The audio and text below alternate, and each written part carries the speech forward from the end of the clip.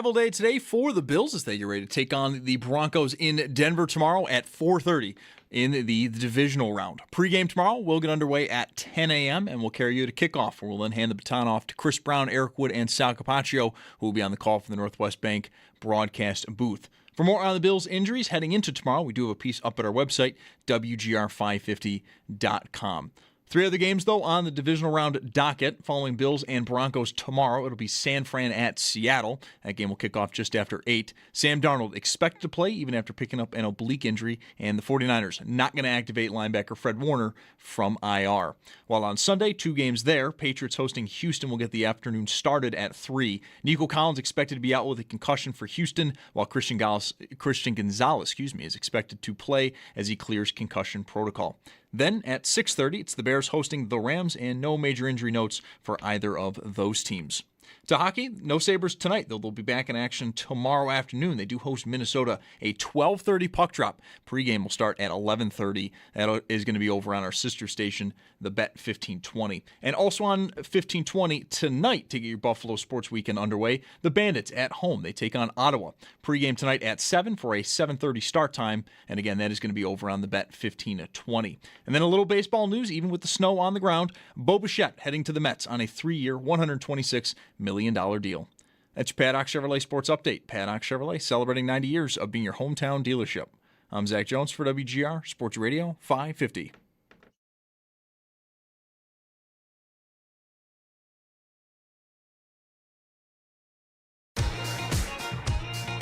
My dad's not here right now. He's still at work.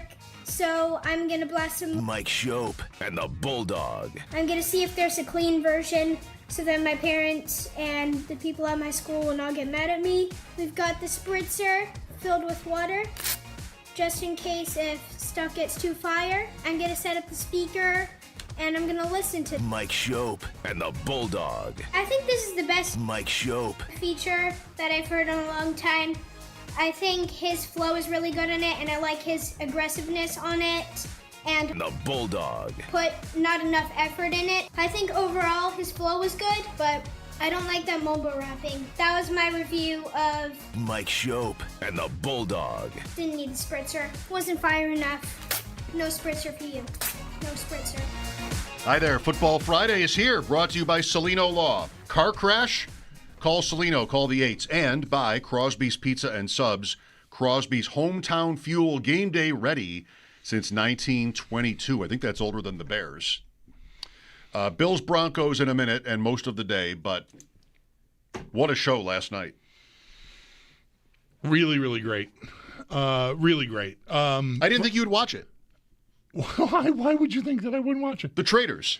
Oh, Jesus Christ. Can you believe the here he goes. Divisional round, he's off. Not even fantasy. I'm leaving. Traitors Fantasy. Let me know if you're in one. I gotta at least open the door and close it.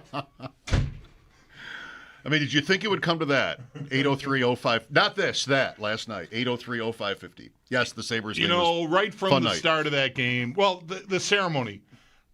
It's a little thing.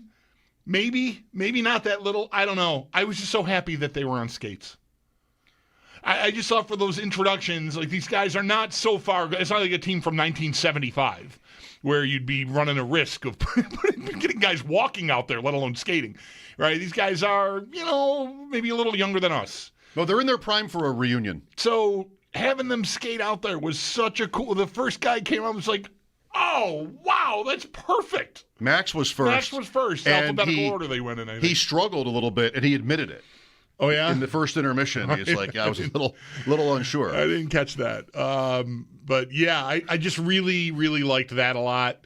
I know from people who were in the arena, at the game that just, when they do these sort of throwback kind of nights, they did this with the Odd Night a few years back.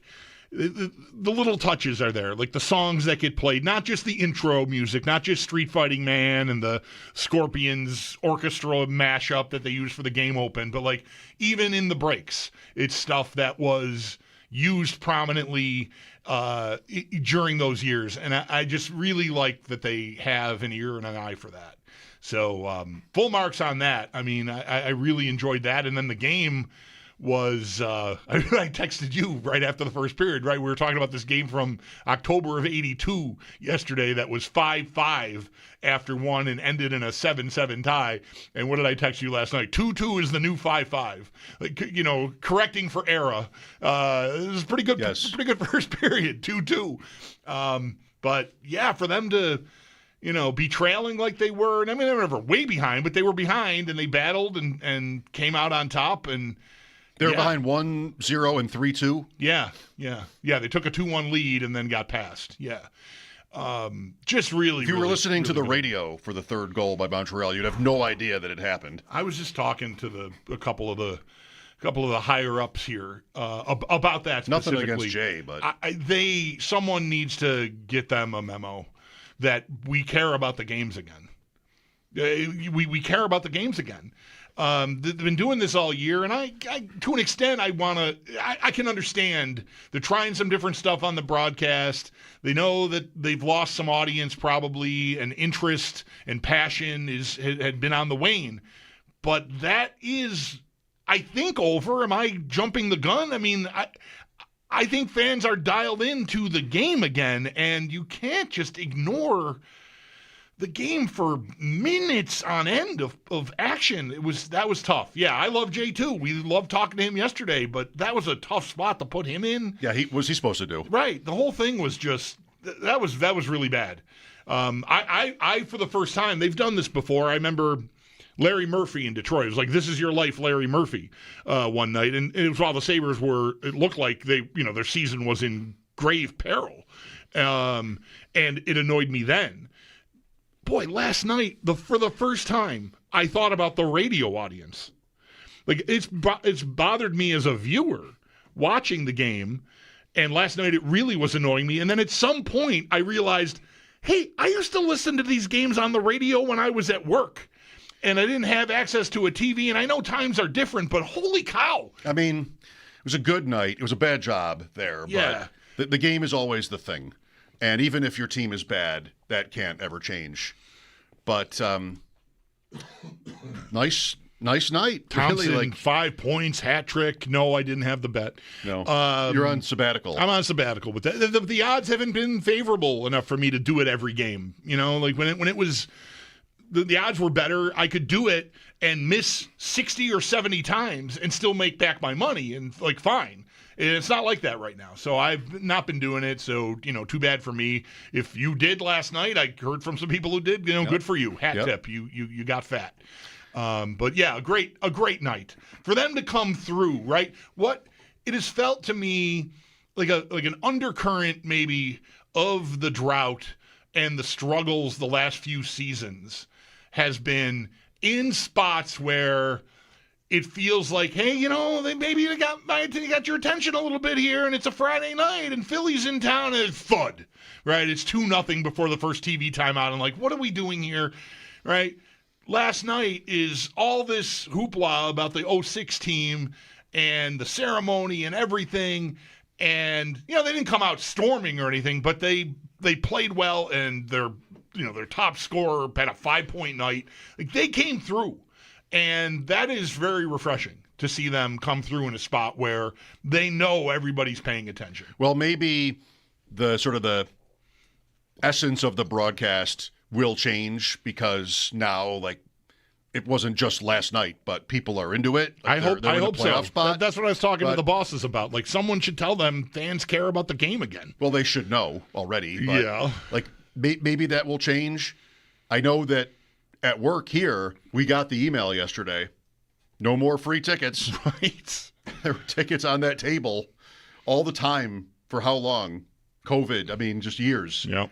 Where if you wanted to go, you could probably go. And yesterday we got the email, hey, everybody, if you want to go to a Sabres game, we'll have to have a drawing. Yeah, don't bother emailing me for specific games. We'll have, and we've been doing that here with Bills tickets for as long as we've had the rights to the Bills games. There's been like a drawing on Friday. Yep. Somebody gets tickets to a home game. The hockey team has never been like that. Maybe back in the playoffs, a generation ago. But we're there. So good that interest is up. I mean, I'm of course couldn't be more excited about that.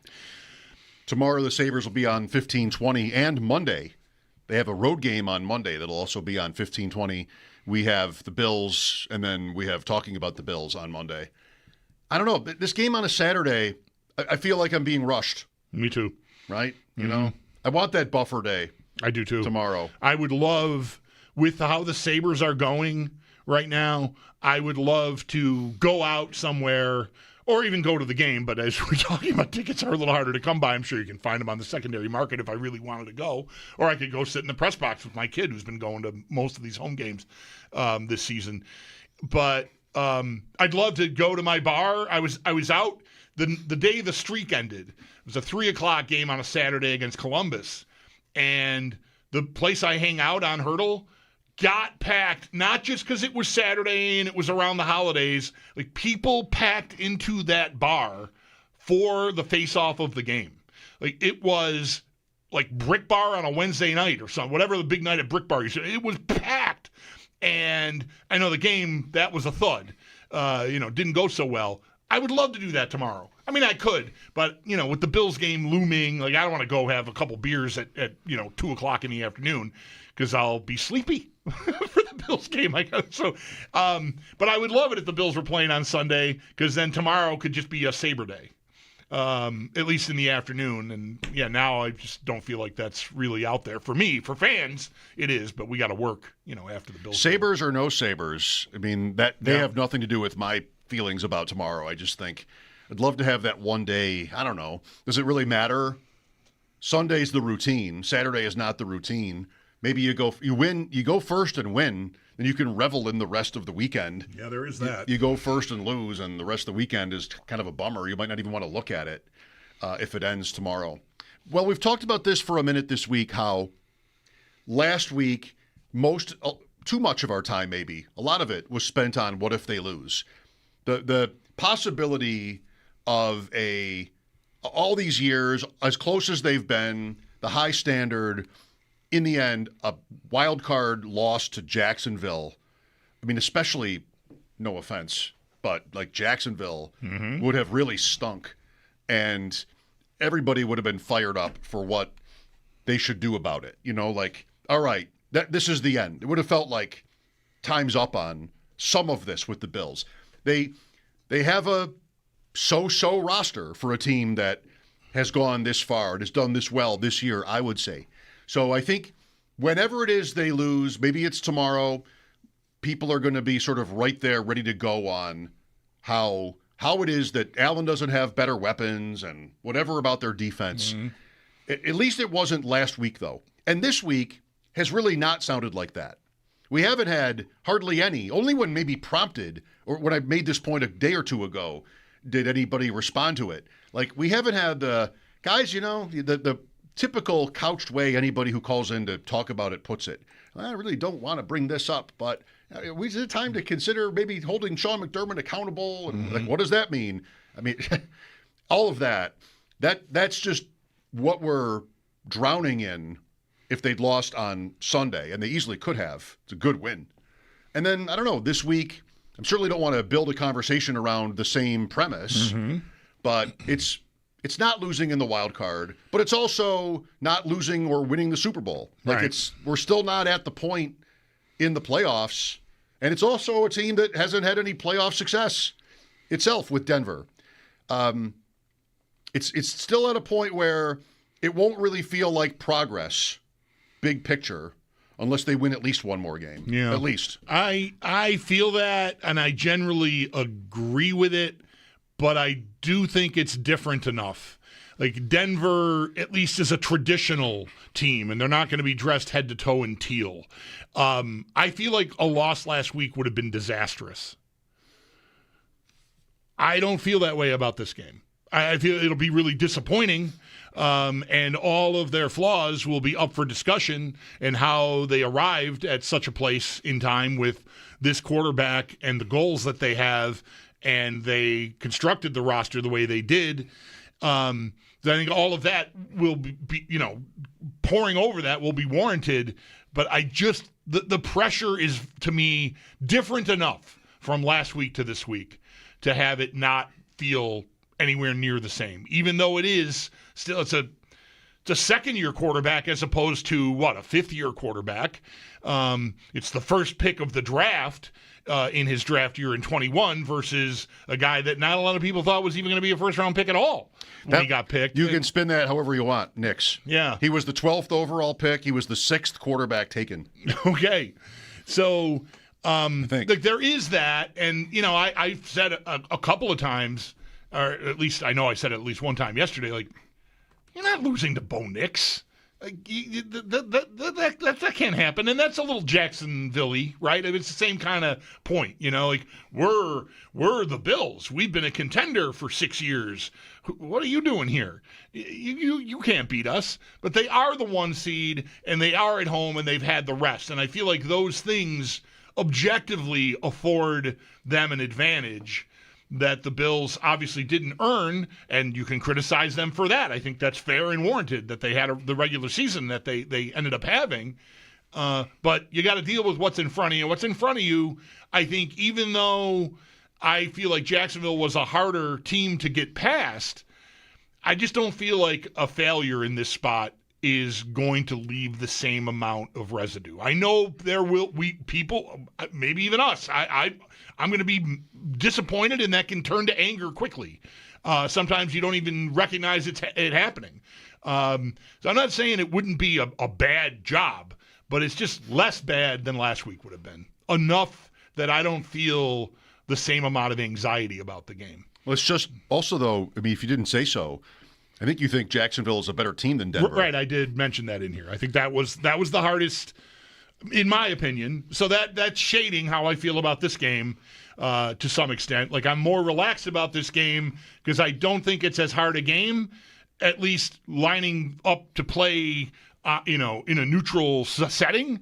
But the advantages Denver has are real and objectively, to me, could be a big part of the reason the Bills don't come through if they don't. And that sort of creates a little bit of a buffer for the anger, I think. Over the years, sometimes you look at a game and is this a good win or a bad loss? I mean, I think it has to be a good win. Of course, it's the playoffs. You really don't even need that question in the playoffs because every playoff win is massive. I don't think it would be a bad loss. I'm not like I felt last week. And I don't know, maybe I was wrong because the Bills won by a score instead of lost by a score in the end, back and forth game. But I'm not really confident. Like, I think all the injuries and the travel and the short week versus a rested team, I mean, the history loves the 1 seeds in the divisional round because of that advantage they have. The Bills didn't have either a game like they've had in previous playoff seasons where it wasn't like they could just lay down and win in the wild card round, but they just won easily some of those times. Yeah. And that was not this. Or this was not that. I'm a little worried. Like, I think we're going to need Denver to not be that good. Whatever way you want to sort of frame that, whether that's Knicks or whether that's, I don't know, whatever they aren't on defense. Their defense is really good. Maybe they can be run on. Like, I think I'm going to need to be right, or for you to be right, or for anybody that thinks this to be right, that the Broncos really are not that good of a team, for the Bills to take it, because it's just, unless it's another, and why couldn't it be another Josh Allen show, and he's just too good for the room, and nothing else really matters in the game. Not quite fair to the Bills last week. Trey White and the defense Thompson, overall did a really good job. They were getting run on and gave up their points, but they got enough done last week to help win that game. So I don't know. I'm just so eager to see it and anxious for it to find out if we're going to get if the ride continues. Eager to see it, but not tomorrow. I'd rather have it be Sunday. Yeah. Yes, I'd like a day off from it. Yeah. I liked last week. Yeah. Where I got to watch two other games without having to stress. You already did say it, though. It does cut both ways. Like, there's a scenario, like I made a point a few minutes ago working the Sabres into it, how I'd like to go out and hang out with some friends and watch a Sabres game in a bar tomorrow afternoon, but the Bills are playing right after the hockey game ends, and so I'm not going to do that. it is Saturday night. Like, we'll be on the air after the game until whatever, 9:30, 10 o'clock, depending on when the game ends. And that does afford you that opportunity to go out in revelry and whatever. And then you've got Sunday, and the game Saturday night, just even though it's not an AFC game, still just sort of sit with everything else after you're in the clubhouse and you're on to the next round already. That does feel pretty good. That's Baltimore in 20, right? Did they play Saturday against the Ravens, or am I mistaken about that? I feel like I remember going on Sunday morning with like Sneaky Joe and Jeremy from my house just because we have the gear. Might as well, let's just do a show. Let's go sit in the attic and have some coffee and talk about this game. Yep.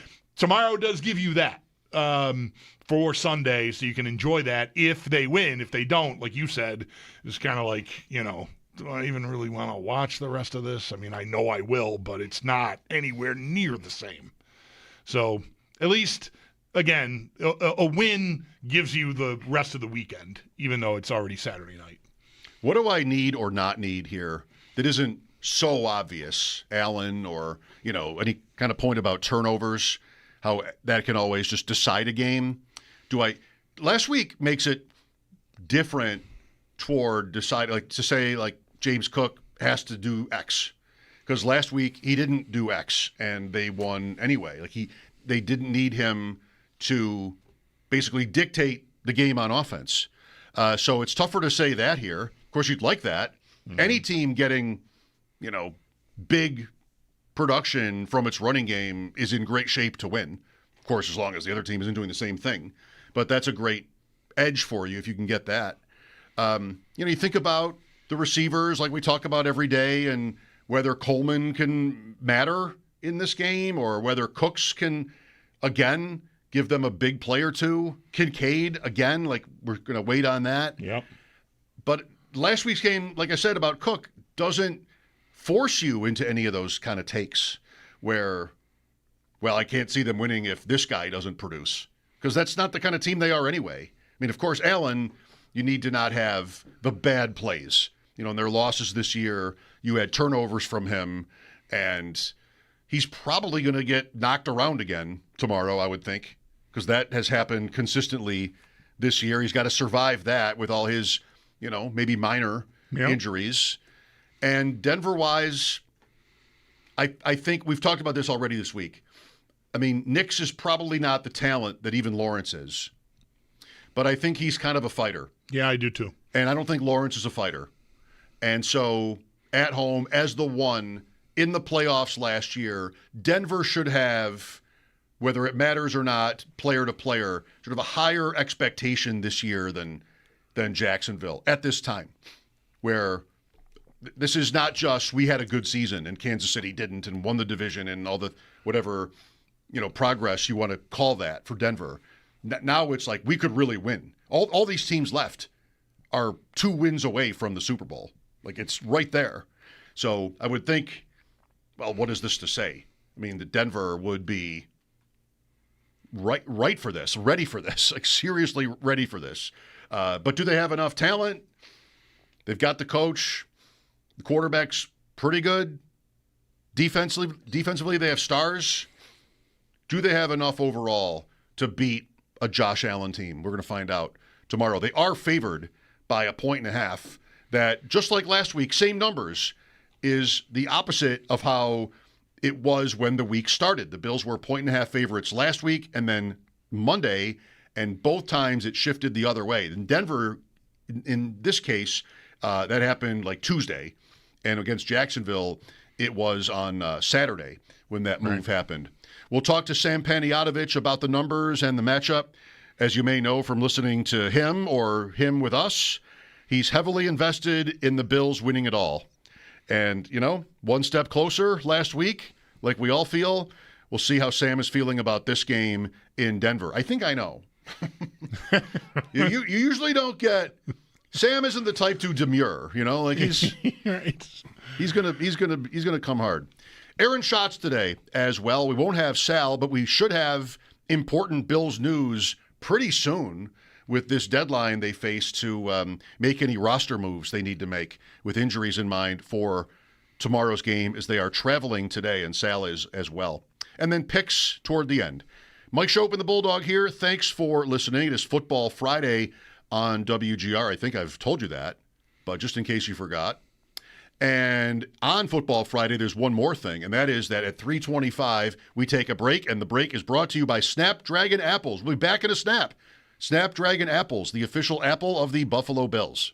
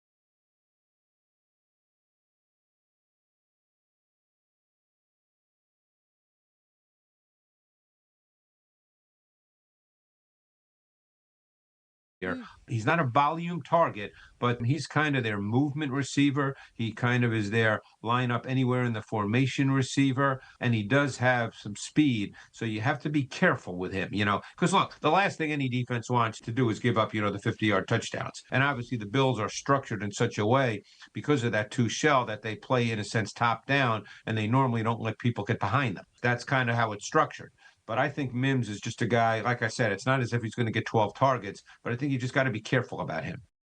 Greg Cosell, I don't disagree. I mean, I would defer to him anyway, but he doesn't get 5 targets. Like, Right. We had Benjamin Albright earlier in the week from Denver, and I just slipped in how, at least this year, it doesn't seem to be the thing it was last year where Sean Payton talks every week about how important Marvin Mims is, and they just never do anything with him.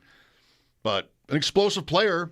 This year, this year they more or less just ignore him completely without saying anything. It's a little. They don't say as much, and they do a little bit more. Oh, okay. Well, so someday he'll be an All-Pro, and they'll never mention his name. The natural progression. With us now on the West Her Hotline, Friday, 3:30 Eastern, Sam Panayotovich, Chicken Dinner Podcast, esteemed longtime sports betting analyst and great friend of ours. I asked Sam earlier today, anything, we should ask you? What's on your mind? And he sent me a picture I've already received of himself with a Bills sign, just a logo. Like, how does one come to obtain a 12 by 16 sign of just the Bills logo? Do you have all the teams sitting around over there? How does this sign exist? Don't tell Nick Wright and Chris Broussard, but I stole that out of their prop room. They had one for every team, and I stole the Bills one in August. And didn't return it. No, it's mine. It's yours now. They could pry it from my cold, dead hands. Okay. Well, I won't tell them. You raided the prop closet at FS1. Look at you. Yeah, and I'm also I'm just pouring through all the predictions now because, Friday is a big prediction day in my racket, and I'm reading an ESPN article right now with experts they use, which we can discuss maybe offline. Broncos 20, Bills 17. Broncos 27, Bills 24. Broncos 19, Bills 13. Broncos 27, Bills 21. When I hear that, I feel even better. Yeah, I think we like that when everybody's on the other side. I'm sure I'll see a graphic if the Bills win the game. Never if they don't. That's right. But if they do, I'm sure we'll have that. Total is 46.5. Denver favored by 1.5. Sam, the line moved just like last week the other way from the Bills. Is that worth thinking about? No, it's just another situation where you have these respected players betting on teams and not on Josh Allen. And all we heard Friday, Saturday, Sunday last week is, well, the Jags are a better team and they're at home. Well, in the fourth quarter, they didn't have Josh Allen. And I think that song is going to remain the same. There's a Led Zeppelin drop for you, Bulldog. Thank you. I mean, okay, you're at home, you're rested, you have Sean Payton, and your defense is good. And this matchup happened last year, and Buffalo ran for 210 yards and won by 24. Now, again, last year's meeting and this year's meeting are different. But you're going to give me Allen, and you can have Nicks. Yeah, I'm gonna take that 11 out of 10 times. Not 9, not 10. I'll take it 11 times. But the metric guys, the sharp guys, the numbers guys, they love Denver. Look, you can get Buffalo if you're a teaser player. You can take Buffalo from 1.5 to 7.5, and then you can tease Chicago in a 30-mile-an-hour wind bowl from 4.5 to 10.5. I mean, a Bills teaser and a Bears teaser, I think, is a solid look. I don't understand the disrespect for the Bills, but hey, man, I'm not wavering now. This is where we want to point out, I think, if I've got it right, that the Sharps kind of got buried last week, right? Like maybe 0 for 5? Yeah, dude, the washer guy was all excited about Oregon. The washer guy ran circles around me last week. Washing machine repairman. Yeah, he had Oregon. He had, who else did he have? He had, he had the Texans. He loved the Texans. And Oregon. Those were his two favorite. And he was probably on the Bears, but everybody's on the Bears these days. It was not a great week to be a Sharp. That said, though, the Sharps don't usually get smacked like that, and it doesn't usually happen in back-to-back weeks. Mm-hmm. I was wondering if there was like a pecking order for repairmen depending on what they're fixing. Like, would a washing machine guy be a better handicapper or just sort of more knowledgeable in general than somebody else, who fixes like a plumber or whatever? But I didn't get very far. I like Led Zeppelin. I got in trouble on the show once for saying I loved them when we had a producer, Sam, who was furious at me because I really only sort of knew their ballads. You like the Jimmy Page mandolin songs, more than like the heavy stuff. I was told I was not allowed to say that I loved them, right? Because I didn't love all of it, or the right stuff. Said that to you? Yes, our producer Tom Sitch. Yeah. Yes, he was very serious about his opinions, which we loved. See, I'm a Rain song guy personally. Yeah, me too. Right, perfect. I can love that. I think. Yeah. Yeah. Okay, good. Sam Panayotovich with us. So in terms of the Super Bowl, I mean, I know that you're already heavily in. I don't imagine you're going to want to do that much more, but I've been wrong saying that before. I think you've gone back a few times with or without the Bills in mind. What do you think of we talked to Joe yesterday about this. What do you think of the futures market? It's pretty flat. Well, I mean, if you made me pick an exacta box right now, I just pulled up like the finalist market at DraftKings. I think Bills Rams is a solid one, which ironically enough is what Jeremy White told me in the Bulldog attic the other month. He's like, "Oh, yeah, it's going to be Bills and Rams," and I was like, "Yeah, that'd be nice." That's 8-1 right now. I mean, he did call a shot, to be fair, December 19th or 20th or whatever. Yep. Jeremy said he's sitting in a recliner. The records are spinning, and he goes, "It's going to be Bills Rams." So I tend to agree with that. I didn't call it, as early as he did, but I can't do Darnold. I just can't, guys. I'm sorry. I know Joe's giving me all these stats about how good Darnold is, and I'm like, stop. These are regular season games against bad teams. I don't like Darnold personally. So if I had to pick an exacta, it'd probably be Buffalo, LA, but at the same time, like, I'm going to take 4.5 with Chicago on Sunday, so maybe I don't have an answer for you. I just want to just set the record straight. I do not have a recliner in my attic. That is a big leather club chair with an ottoman. Oh, Sorry, Bulldog. Recliner would be like too much of an old man move for that. Like, I'd fall asleep up there, and I don't go up there to nap. I go up there to play music and listen to music. Clearly. Well, I might sleep up there I was actually looking at flights for next weekend. This is how cocky I am about this weekend. I was looking at Boston to Buffalo flights, and they're like $89 next Saturday. Just to watch the game. I'd watch it at a bar. Here. Probably. Oh, yes. Man. What do you think about the other AFC game? I'd love Nico Collins to be available, but he's not. We just saw the alert come across the screen that he's out. So you're relying on a quarterback in C.J. Stroud who was horrendous for 3 quarters, maybe 4 quarters against Pittsburgh, and now you got to take that show back on the road in New England. Vrabel's just such a good coach, and they just prepare so well for you. And at some point, Mike, Woody Marks is going to get hurt because it happens every week. So I don't know. Maybe the under 41. I don't love that game. And, I know this is a betting segment and people want picks and bets and locks and all that. These 4 games are so tight and the lines are so sharp. I'll probably only have 2 bets. I'll have Buffalo plus 1.5. I'll have Chicago at home plus 4.5 now at DraftKings. And that's probably it. But if you made me pick that one, I'd go under 41. That's a move, right? The Bears number, because I'm looking at FanDuel and it's 3.5, so that's a move toward the Rams today. Well, apparently they like the Rams at DraftKings because the market, it's a pretty rangy market. I see 3.5, 4, and 4.5. So if you only have one book, you are doing it wrong. If you like the Rams, please lay the 3.5. If you like the Bears, take the 4.5. That's a huge deal. This could easily land 24-20. 17-13, yeah, with that Whatever. weather. Right, same. Yep. National championship game, Sam, what are we doing? Can I, in back-to-back weeks, can I fade Indiana on this show or no? Do what you think is right. I mean, I make the number like 6 or 7. So, but again, remember, I said last week that Oregon was a good bet, and the Sharps were on Oregon, and Bulldog texted me in the second quarter, sorry. Oh, Right. Oregon, Indiana. Yeah, I mean, like, because I had guys that were like, oh, Indiana. If Indiana was a balloon, it's time to pop. And I texted that guy back, I hate you, in like the second quarter, Like, I mean, if you made this line before the playoffs started, because some of these books had like hypothetical spreads on a title game. I remember seeing Indiana -4.5 against Miami. But what have we seen? We've seen them railroad Alabama and pummel Oregon. But Miami's also beaten Ohio State and beaten A&M and beaten Ole Miss.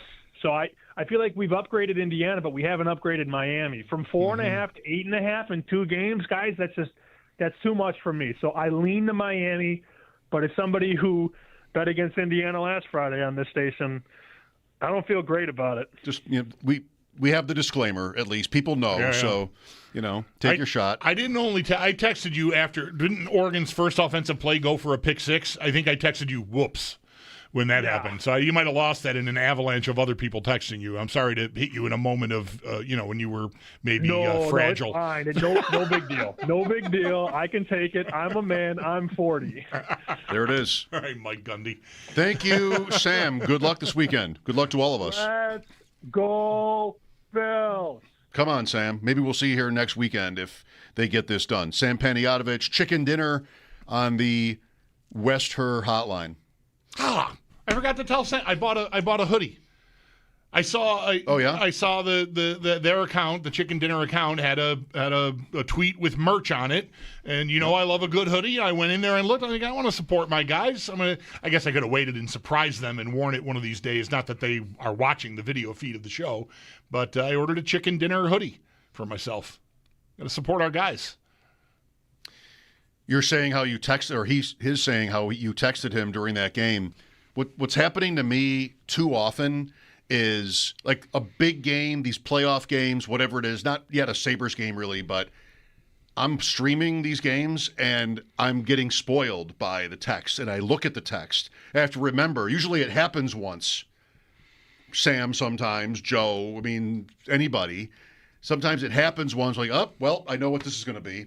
And then, like, I'd rather not have that. Yeah. So maybe later in the game I'll remember not to look. Yeah. But you should be able to look. And Did I tell you that's how the Bills game ended for me on Sunday?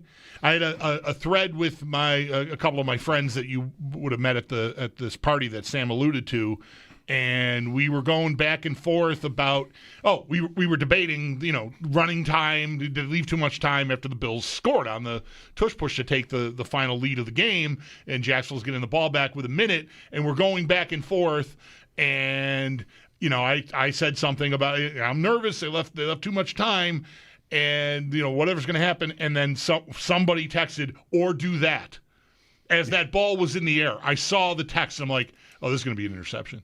Yeah, I knew too. I knew too. But that's how it goes. How it goes sometimes, right?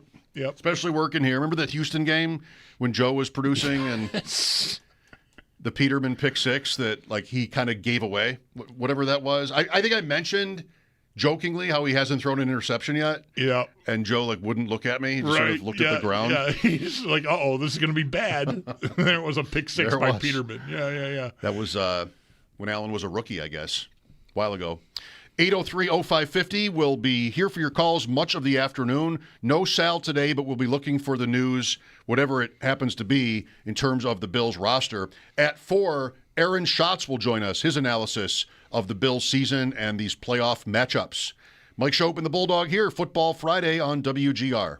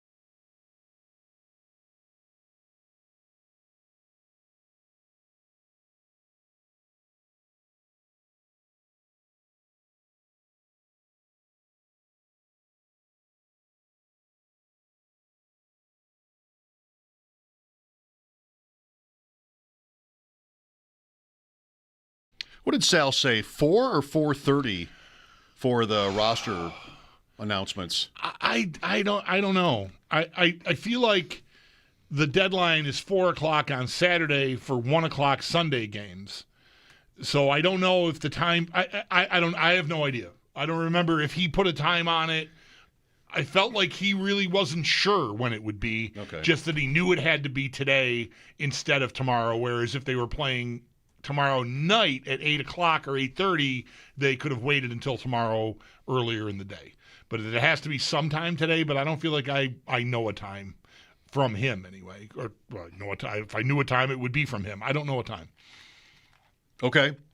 Ty Johnson is an interesting one. Whether they make a move there. The secondary, Hamlin, I guess, would be a name to listen for today whenever it comes down. But the Bills have, with all their injuries, some decisions to make. Bills at Broncos tomorrow, 4:30. Yep. And we're on after.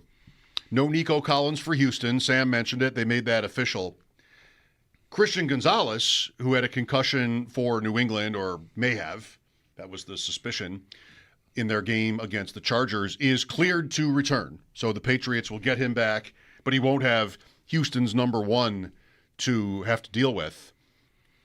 I kind of like Houston in the game, but their offense is going to have to do enough. I don't know why Sam thinks I'm ready for a Woody Marks injury. I'm really not. I don't really think of it like that. He did have a pretty good game against Pittsburgh, and that was a surprise to me because Houston didn't really get very far this year on the ground with him or with Nick Chubb.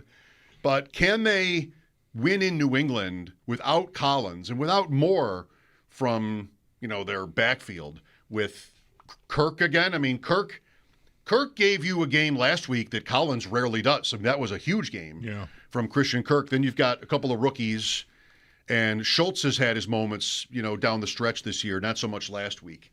I want to think so. I think this is the week, I'll say this is the week where Drake May gets put in his place a little bit. You know what? Great season, great future. This is the big leagues now. This is the divisional round of the playoffs, and that defense is good enough to make him really have to earn it. So I might like the under there because I could see, just like last week's game was supposed to be, it probably did still come under the Houston game at 30-6. I'm not sure of that, but a game where neither team is really getting very far on offense, and there could be snow. I feel like 36 had. I feel like that was at least like 39 or 41 or something like that. Was it that last high? week? I think, but I'm not positive. I have been kind of all over the road on this game, and I think I'm going to end up backing New England. I just don't think Houston's offense. I don't think I can trust Stroud. Collins or not. I mean, it's not a reaction to that news. I mean, I wasn't expecting him to be able to play in this game anyway when we were talking about it yesterday. And I think I thought, Houston could do it because of that defense, but I don't know, man. I think if it is a tight game, which almost definitely I expect it to be, boy, I would trust May to be able to make a play or two that could make a difference. And I would, conversely, I would trust Stroud to make a mistake or two. He was so sloppy last week. 5 fumbles. I mean, he got it out of his system. Yeah, I don't know. I think I'm going to end up on New England when it comes down to it. Not that it matters for our picks because you're home. That's over. It's season done. over. Yeah. Aaron Schatz next. Divisional round weekend. Mike Schopp and the Bulldog, WGR.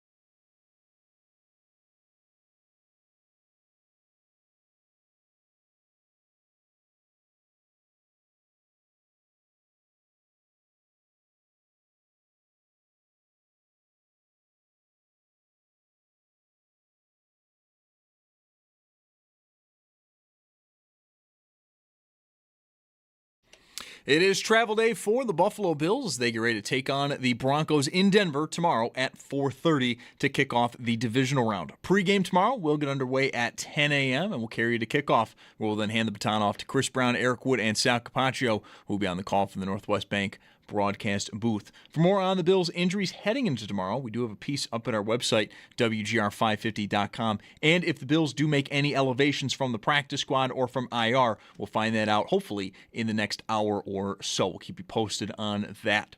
3 other games, though, in the divisional round. Following Bills-Broncos tomorrow, it's going to be San Fran at Seattle just after 8 o'clock. Sam Darnold expected to play even after picking up that oblique injury. And the 49ers, they are not going to activate linebacker Fred Warner from IR. While on Sunday, we've got 2 other games. Patriots hosting Houston. That's going to get the afternoon started at 3. Nico Collins is officially out with a concussion, while all signs point to Christian Gonzalez being all set for that one. Then at 6:30, it's the Bears hosting the Rams, and no major injury notes for either of those teams. To the Sabres, they are off today. They'll be back at it tomorrow afternoon, though, and they host Minnesota. 12:30 puck drop, pregame starting at 11:30 over on our sister station, the Bet 1520, and then also on the Bet 1520. But tonight, it's Bandits. They're at home. They take on Ottawa, pregame at 7 for a 7:30 start time. And then a little baseball news, even with the snow on the ground. Bo Bichette heading to the Mets on a 3-year, $126 million deal. That's your Paddock Chevrolet Sports Update. Paddock Chevrolet celebrating 90 years of being your hometown dealership. I'm Zach Jones for WGR Sports Radio 550.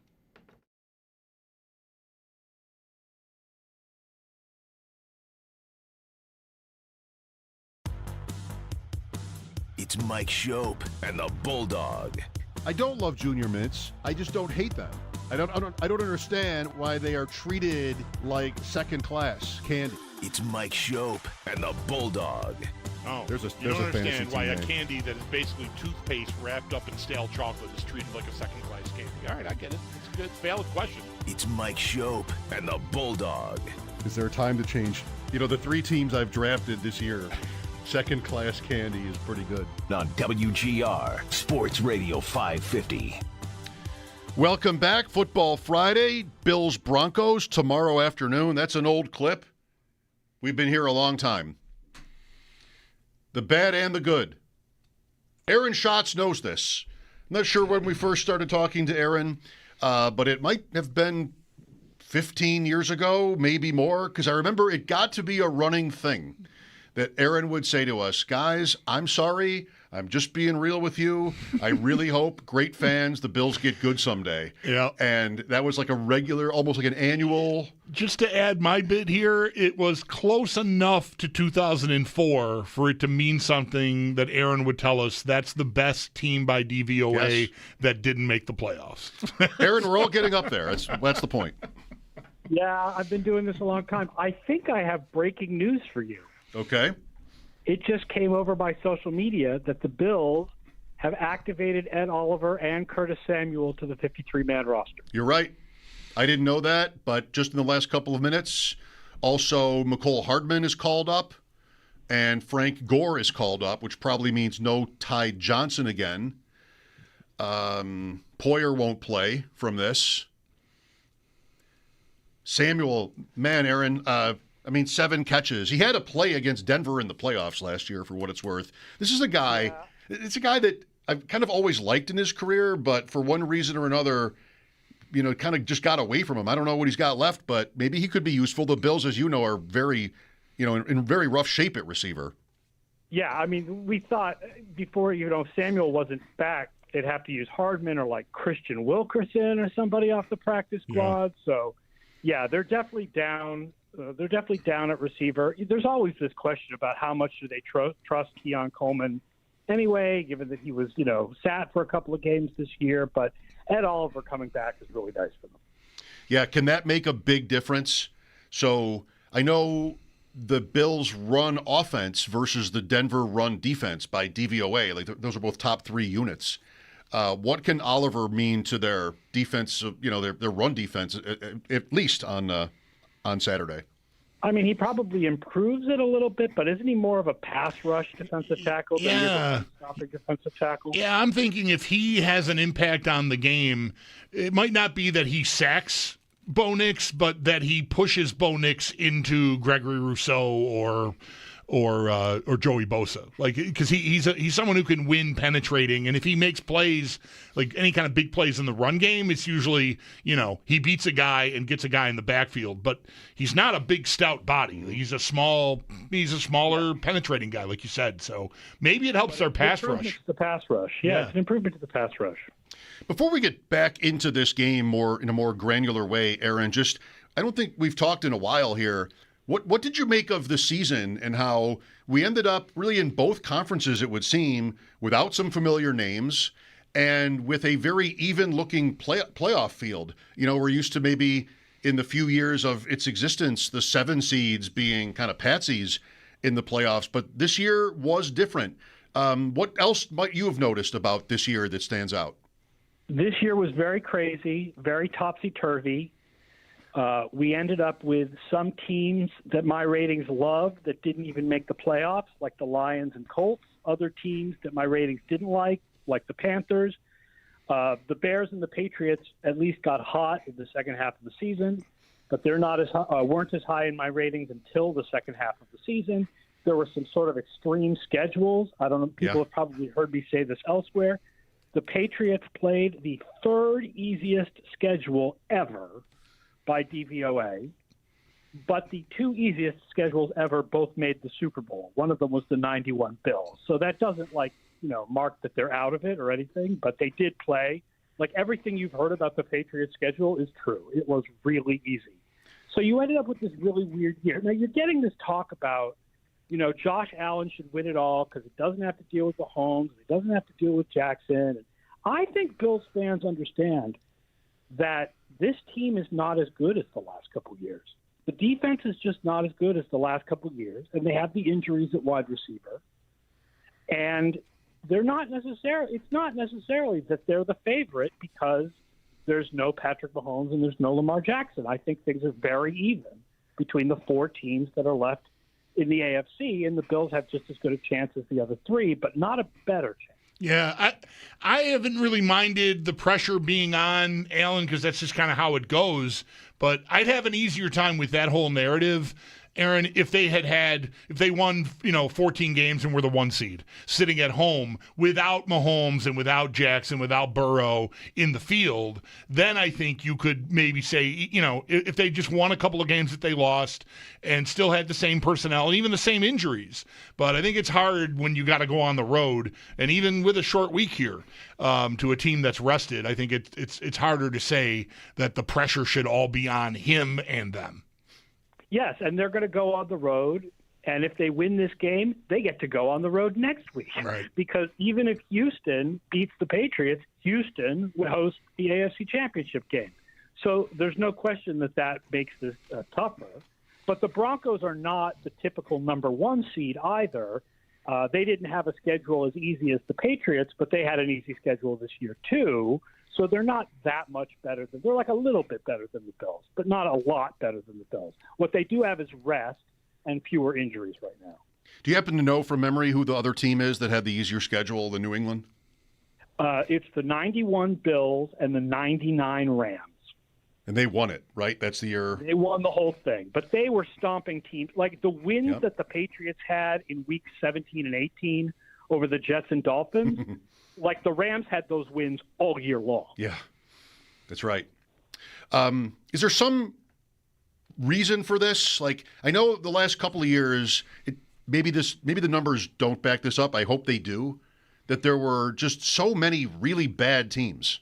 Like a quarter of the league was 1 week. Like a quarter of the league was 3-10 or worse or something like that. It wasn't that bad. It's because the bad teams were stuffed into specific divisions, one of which the Patriots and Bills play in. Yeah. Right? The Jets were terrible. The Dolphins were terrible. The Patriots and Bills got to play those teams 4 times. The NFC South was terrible. The Patriots and Bills got to play those teams 4 times.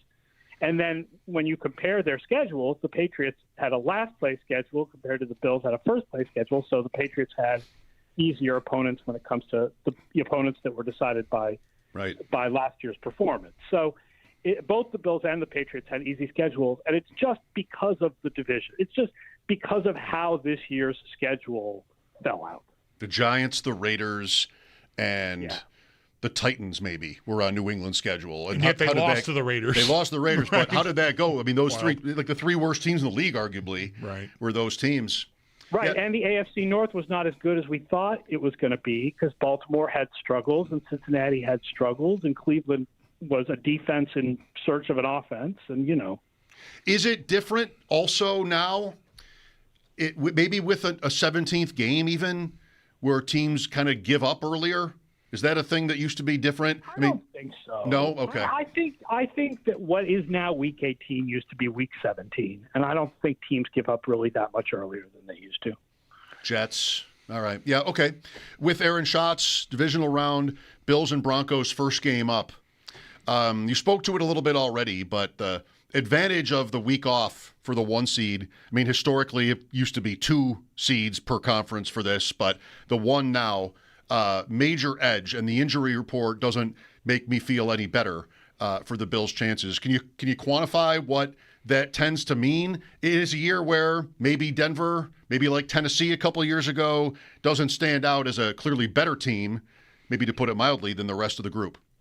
I mean, it usually means a point or two in the line. I don't exactly know how much it is. It's hard to tell when does the 1 seed win because they got a week off, and when does the 1 seed win because they're at home, and when do they win because they're just better. Mm-hmm. Right? But it does matter. Like the bye week. The bye week absolutely helps. But you look at the line that they have for this game, I think the Broncos are only favored by 1. It's clear that the Bills are getting a little bit of a Josh Allen boost. Right? If you look at just how good these teams were this season, plus the week off, plus the home field, the Broncos would be favored by more. But it's clear that quarterback matters in the playoffs, and the Bills have the best one left. And what is Bo Nix in your view, Aaron? He's good. He's not great. He's good at limiting negative plays. He's got good sack avoidance. He doesn't have a lot of turnovers. They'll get the ball to their guys. They're obviously going to run on the Bills. We know the Bills are terrible stopping the run. The Broncos don't have a great running game, but the things that the Bills' run defense is worst at, the concepts, run concepts that they're worst at, happen to be the run concepts that the Broncos use the most. So that's not a great matchup for the Bills. Interesting. I was thinking about it a little bit more favorably because Harvey is not even ETN, not somebody that is like all the time, Great offensive line, though. Okay. Garrett Bowles, Quinn Miners, really good offensive line. I mean, the Bills had games this year where big-name running backs tore them up. And I wanted to think maybe that was less likely here. But we'll see what happens. What do you make of... Maybe we just count on Sean Payton going away from it for no good reason. Yeah, maybe. Sean Payton. He'll get distracted. Yeah. We've talked like almost every day, literally, Aaron, all season and in the offseason about what the Bills are not at receiver. We talked about Samuel and that news already that he's been called up from IR for this game. But Shakir, Cooks now, and of course Coleman. They've had other injuries and just a lot of in and out again this season at wide receiver. What do you say to it? And then also like sort of how Allen has survived it. I mean, Cooks found a youth last week, contested catches even. So, I mean, if he can do that again, that would be fabulous. Josh Allen was 6th in DVOA against zone coverage, but only 25th against man coverage. And that is a receiver stat. Yeah. That's not a Josh Allen stat. And only Philadelphia used man coverage more than the Broncos this year. So that's not a great matchup for the Bills offense. And there's no question these guys have trouble getting open. The 12 personnel stuff is good. Kincaid, Knox, Jackson Hawes, underrated. Obviously a really good blocker, but can catch the ball too. I don't know exactly how healthy Kincaid is, but he's going to play, Yes. So we have this game first up. Let's hit the other ones. Why don't we just jump to the other AFC game here? The winners will play each other. Houston at New England on Sunday. What do you see? I mean, this is it. This is the test, man. I talked about the Patriots' schedule. The Patriots did not play any of the top 8 pass defenses in the league. And here comes number 2. So this is a real test. That being said, it's also a real test for the Texans. Because it's not like you play a lot of offenses that were as good as the Patriots this year. So, I think that's kind of a wash. And then the other side of the ball is interesting because the Texans' pass offense has improved in recent weeks, but the Patriots' pass defense has also improved in recent weeks. It's a very close matchup. I think the Patriots have a couple of small advantages. One is the home field and the cold, and the other is Nico Collins' concussion, because it looks like Christian Gonzalez is going to play for the Patriots, but Nico Collins is not going to play for the Texans, and he's definitely their best receiver. Yeah, Stroud being as sloppy as he was last week in Pittsburgh really gives me some pause. I mean, I respect. Well, that's not going to happen again. Right. It's not like all year long they've had a problem with bad snaps like Arizona did a couple years ago, right? Like that was weirdness. Yeah. But still, it can shake you up. And their offense in general is just sort of, I don't know, not I don't have a lot of faith in it, I guess. And Collins or not, that's not a surprise. I think we knew all week it was unlikely he'd play, and we found out today he definitely wouldn't. I'm just not real sure what they're good at, offensively. No, they're more average than they are bad, though. They're more average than they are bad, so I give them a little bit of credit for that. And the Patriots' defense is not as good as it looked during the season because, again, schedule and the quarterbacks that they faced. So on that side of the ball, both teams are pretty average. And on the other side of the ball, both teams are really good. Did the May season shock you or surprise you or anything? I know the schedule point.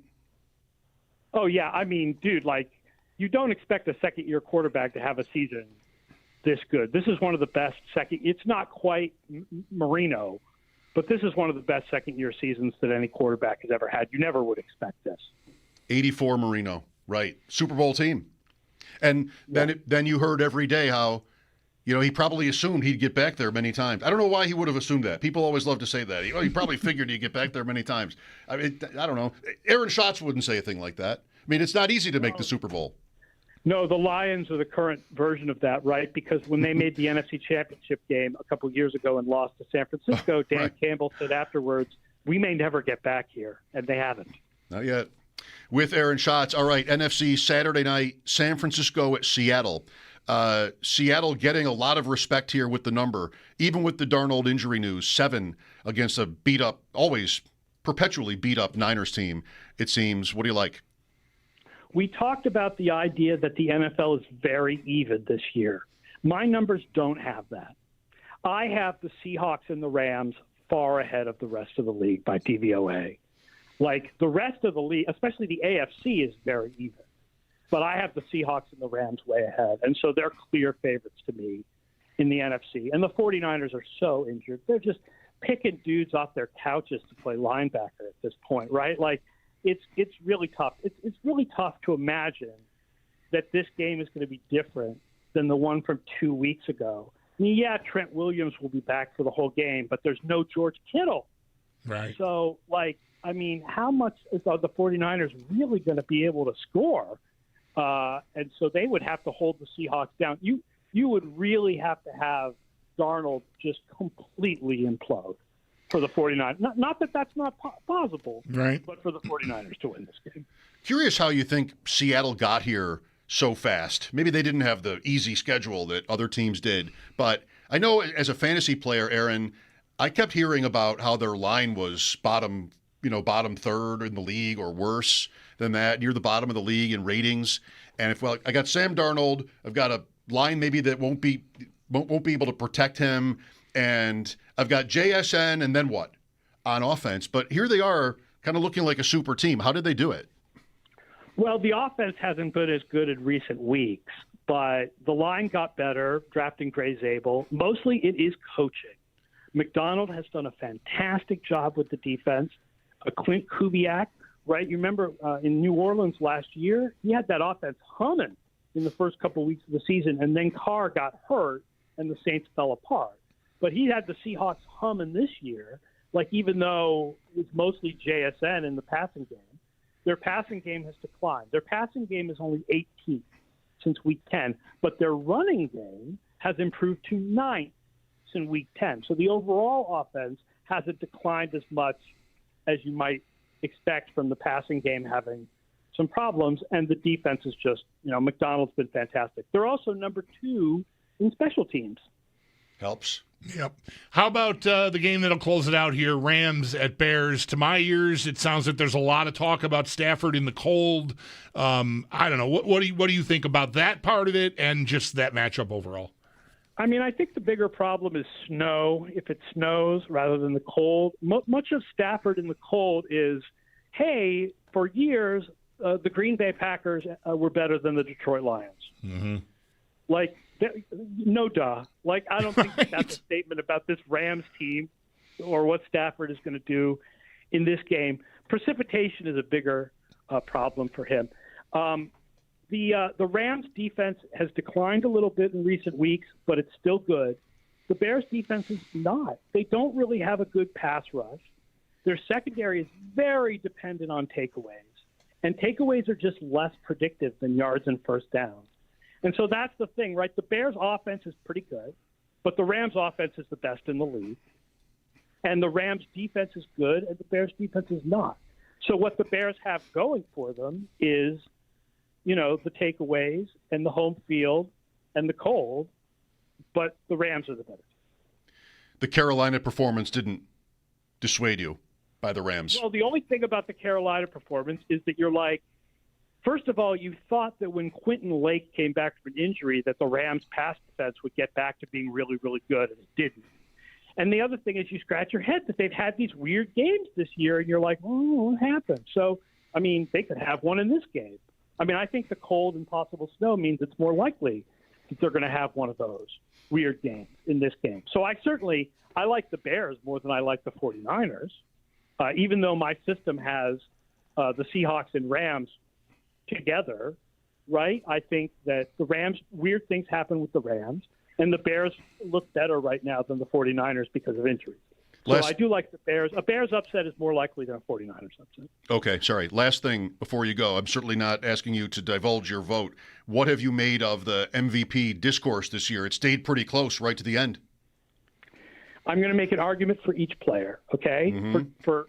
For Matthew Stafford, the idea that Drake May's schedule doesn't matter is so stupid to me. Of course it matters.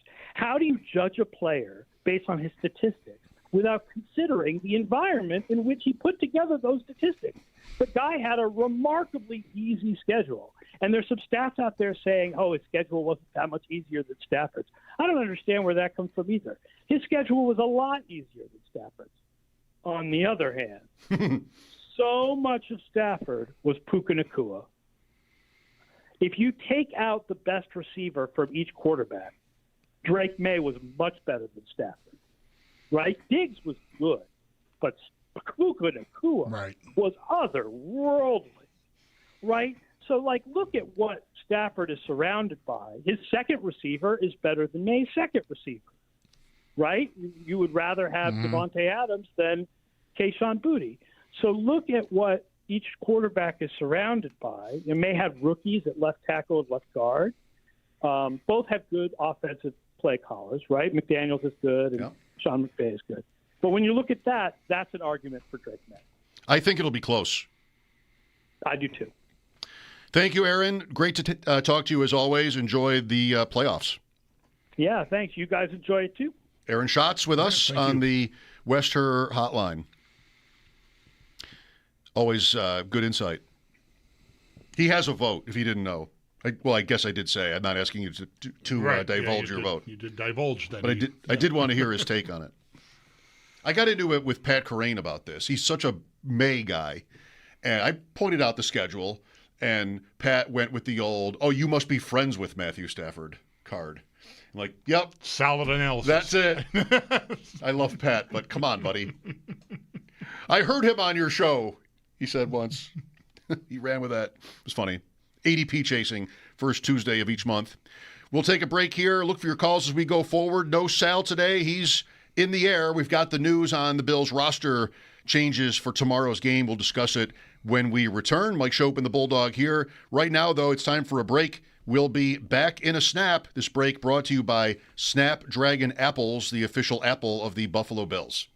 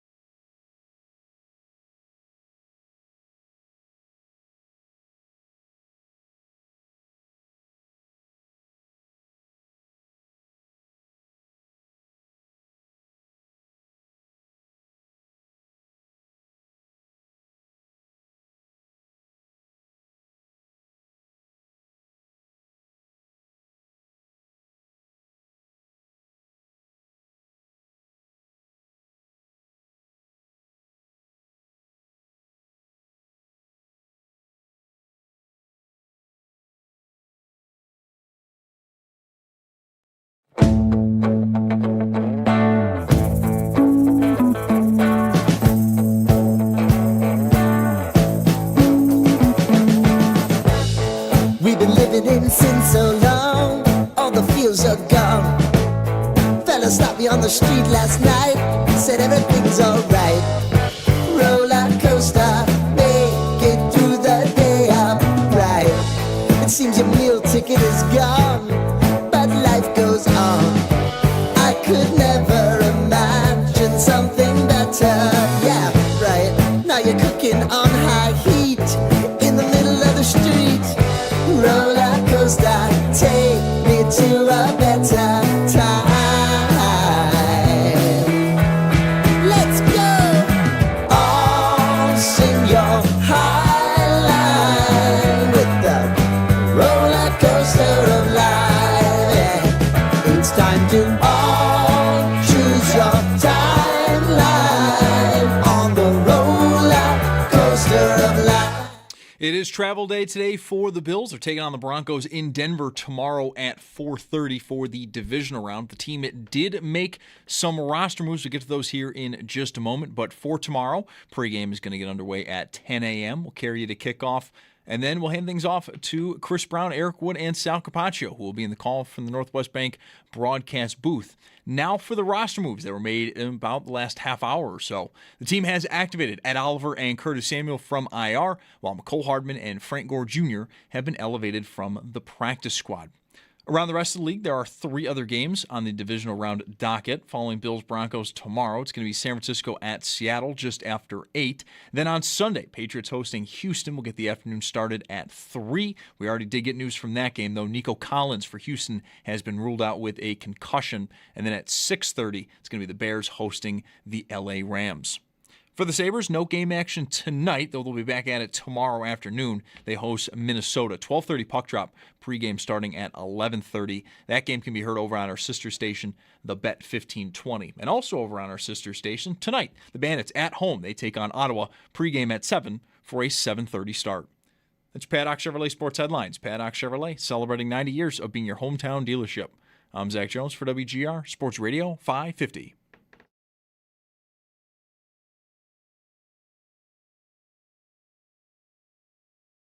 He's good. He's not great. He's good at limiting negative plays. He's got good sack avoidance. He doesn't have a lot of turnovers. You know, they'll get the ball to their guys. They're obviously going to run on the Bills. We know the Bills are terrible stopping the run. The Broncos don't have a great running game, but the things that the Bills' run defense is worst at, the concepts, run concepts that they're worst at, happen to be the run concepts that the Broncos use the most.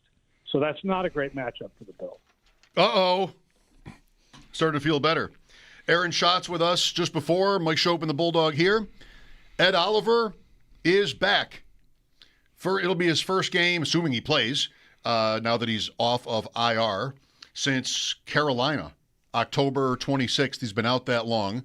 Curtis Samuel also brought up off IR. We know they were down to 3 wide receivers, right. So he makes 4.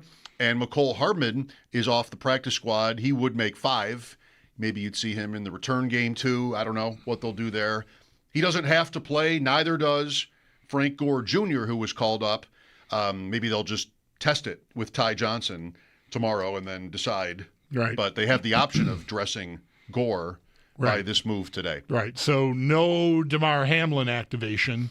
So your safeties without Poyer there and with Hamlin remaining on IR, even though he's practiced now for 2 weeks, you're at Jordan Hancock, who had a very tough time taking over for Poyer once Poyer got hurt and left the game last Sunday in Jacksonville. Sal has talked a lot about Cam Lewis as an idea there, pulling him into that spot. And Darnell Savage is another safety who was inactive, I think, and has been largely inactive since he's been here, but is another player that could be, in consideration to see some time. I don't know. We've talked about it quite a few times. I've liked them having the timeshare for a while when Poyer first got here and got onto the active roster, or even was called up from the practice squad initially. He was more like the in-the-box rundown safety, and then they would put Hancock on the field for the passing situations, hoping to, offset Poyer's diminishing foot speed and get the more athletic guy in pass coverage. Boy, last week, Hancock was exploited pretty significantly, in my view, in the pass game. So hopefully there's maybe a hard school week for Hancock, because the disguising that they were doing before Poyer left, I think, had a lot to do with their success in that game. And then when he was out, Jacksonville got busy. That could just be coincidence, but it correlates, and I'm concerned about that. I think that might be a spot to really keep an eye on. Like, is Hancock at the scene of the crime, so to speak, too frequently tomorrow? Could be. That's how it looked last week. So that's a big spot. And boy, for all the different things, right? We talked this week about, wait a second, I'm nervous because Gabriel Davis and Tyrell Shavers aren't going to play in this game. Like, what is my team? That's the story of the season. It's the same thing with Poyer. Like, Poyer, I think, I don't know that any of his shortcomings disappeared, but they were making it work with him on the field. Like, he was helping Bishop, and their communication, I think, was key in this disguising elements of their defense that they're getting a lot of credit for, and rightly so. And with him not there now, I mean, I just can't believe I'm in 2026 and going, I'm really bummed out that Jordan Poyer is not going to be able to play this game, but it might be a really significant loss.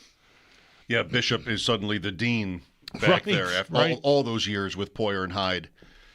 The more I think about it, and I'm ready to, it's going to time out well, I think, for me, because I'm just about done talking about it. I'm just about done trying to find angles and, 5 days of it. And then we'll get to 7 o'clock, and that'll be that until tomorrow. But the more I think about the game, there are certain elements that I think I know what to expect. Like Denver running the ball, sure. Josh Allen, sure. Denver will have a pass rush. It'll probably give the Bills some challenges, but I doubt it wrecks the game because the Bills are pretty good at tackle and very good. And so I think it's kind of almost a push. I think a little slight advantage for Denver, but Allen is Allen, and I think he'll survive it. So I kind of think I know what certain things are. Cook, fine, doesn't have to run for 150. Great if he does. If he gets stuffed, that's a problem, but probably in the middle, okay. I think the game comes down to Nix. Here are the Bills at safety, and that's highly questionable, and even at corner a little bit. Like, what are they back there? Would a great quarterback not probably you expect to exploit the Bills in the secondary, but not sure this guy is that. There's been a lot of talk this week about what the Bills did to Lawrence and all kinds of different coverage looks, and they messed him up, and how Nix is especially weak in that area, I'm reading. So I think he's the wild card. If he's good, I think we're in trouble. Like if he is whatever you'd want to put, however you want to put it, whether that's big plays, that's no turnovers. I mean, Lawrence had a couple. One cost them the game in the end. The other was really bad. Those mistakes, they get you beat. So if Denver avoids that, the running game is a running game. And then there's always, those key plays inside the 20 that turn field goals into touchdowns or vice versa. And I don't know really how to predict that. Those are just in those key moments, who does what. Both coaches are really good in their ways. Mm-hmm. I mean, I think I would expect Peyton with an extra week to know where to attack the Bills, and maybe McDermott can do what he did last week and know where to try to confuse Nix. It just, for me, is simply whether Nix is up to it. Because Allen will be. But you need him to be. There's no winning the game without a great game from him. Probably. Right. Unless Nix is terrible. And even a great game like last week's game. Like, he was great. But not in, I would say, he got beat up on some of those runs. So, you can have he faced a lot of adversity in that way, but their passing game was more, I don't know, it wasn't him running around and scrambling to his right and throwing, chucking it down the field, or even scrambling around in the red zone and finding knocks in the back of the end zone. It was more precise. And I think they'll have to be that in this game too, in part because of their injuries. but coupled with the pass rush, I would predict the Bills do plenty of what they did last week, which was chipping edge rushers on the way out. Even Gabe Davis, I know I saw one highlight in Shavers, close to the line of scrimmage, enough to get just a shoulder into a guy on the way out. And I would guess they do a fair share of that. I'm thinking about, as it pertains to Nix, I mean, of course, what can he do? What is he up to? I feel like also the Bills tackling, and not even so much in the run game. Of course, that has hurt them, missing tackles. But I feel like Nix and Peyton are going to want to get the ball out of his hands quickly, and that's a lot of short stuff and even behind the line of scrimmage.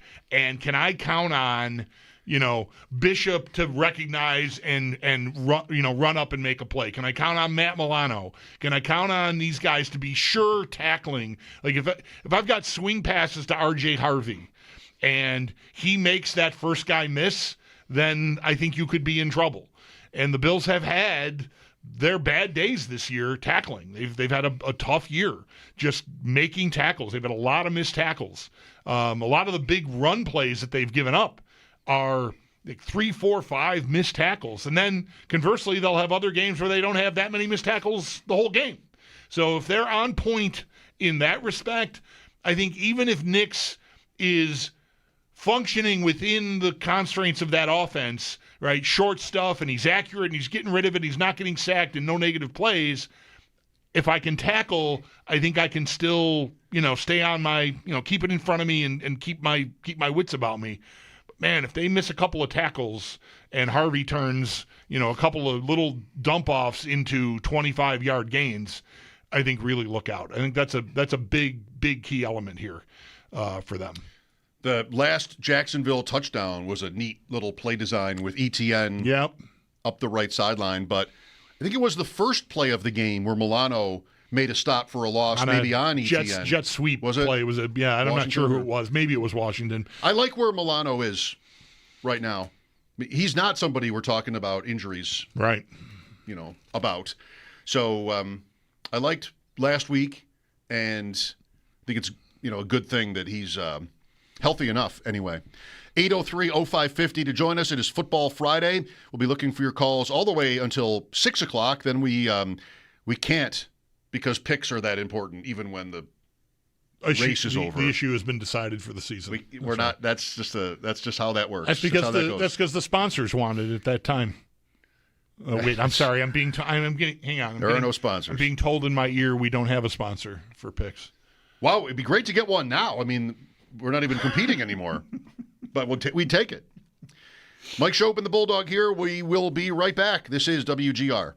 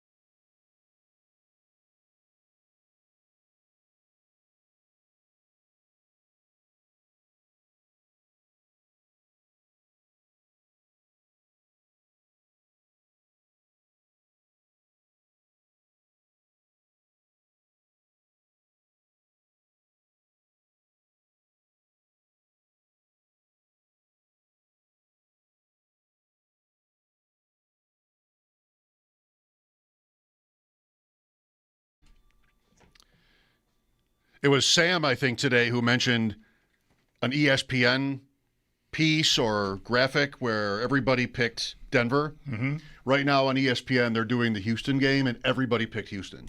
And I think, those guys probably cringe when that happens.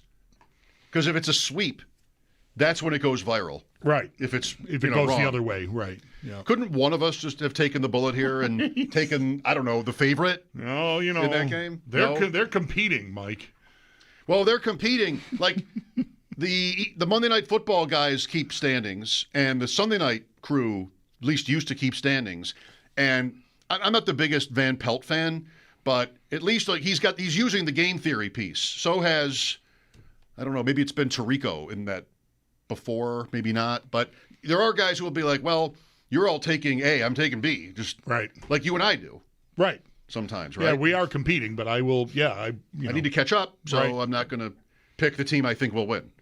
And who knows anyway? Or why even have to care about right, that? because when I really try, I'm still below 500 anyway, so what's the difference? Why not just go the other way? Right.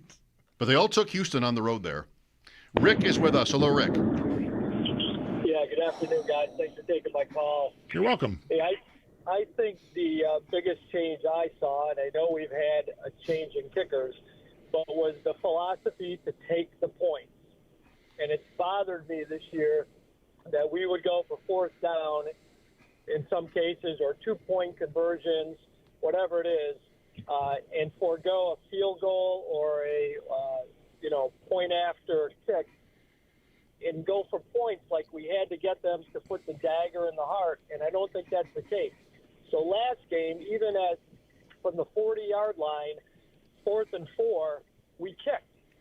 And so they must have listened to Prater, and they took the points. And the Jaguars didn't take the points, got stopped on 4th down, and cost them the game. So I've always been the philosophy, take the sure points. They're not sure points. Well, I know they're not absolutely sure points. I totally get that. That you understand, like, why teams do it the way they do it now though, right? Like, it's math. And the percentage chance of making the kick based on your kicker, the league average, whatever you use there, is a big part of the math. It's not automatic. Badgley missed an extra point against Philadelphia. He was cut. He missed 5 for Indianapolis. I don't know. I always sort of bristle at take the points. I just want to add that I think, Rick, you're also building your case on a flawed piece because 4th and 4 is different than 4th and 2. Like McDermott, I think, has shown a strong propensity to go on 4th and 2 or less. But 4th and 4, I don't, depending on game situation. I mean, if they're down and it's desperation time, whatever, you're going for no matter what. But like in the second quarter, I'll bet you don't see him go for 4th and 4 almost ever. I might have enjoyed continuing that conversation, but it was so loud on his phone. Sorry. So, Rick. and you're also, I think, ignoring all of the drives this year that were extended with 4th down plays that resulted in touchdowns, which happened numerous times. Too numerous for me to just have at the top of my head because nobody ever brings them up or talks about them because they worked and they scored touchdowns. So I don't know. I think your philosophy is relatively antiquated. They've been going for it on 4th and 2 all year, and it has worked for them. That's not to say that it's going to work every time, and you can get to a playoff game like Dan Campbell did a couple of years ago and use your philosophy and not come through, and then, it looks like a clown show. But that has been the way they've gone, and there's a lot of reasons for it. But 4th and 4 is not, to me, a go for it example to like plant your flag and say, see, he knew to take a field goal there. It's not a down they normally would go for on. That's all correct. I like that conversation. I know I don't have to tell Bulldog that, but sorry, it was just so noisy there. And yeah, I mean, the war has already been won. And when you base it on results, you're in trouble with me because Jacksonville was wrong to go on 4th and 2 from the 9 because they didn't get it. I mean, every team would go for that, I think. Almost every team. If you don't go for that in 2026, I think you're kind of a joke. So, but they got stopped, so whoops. I mean, that's just not my kind of take. 803-0550. Thanks for the call, Rick. Mike Schopp and the Bulldog Football Friday on WGR.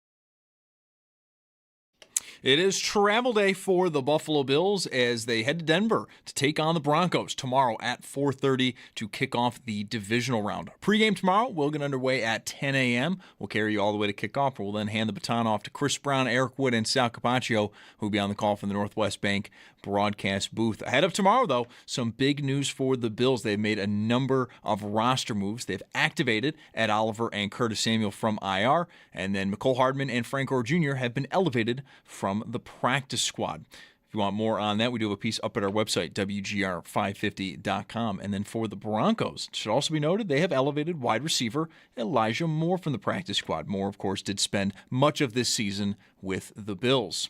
3 other games, though, on the divisional round docket following Bills-Broncos tomorrow. It's going to be San Fran at Seattle just after 8. Sam Darnold is expected to play even after picking up an oblique injury this week. The Broncos, though, they are not going to be activating linebacker Fred Warner from IR.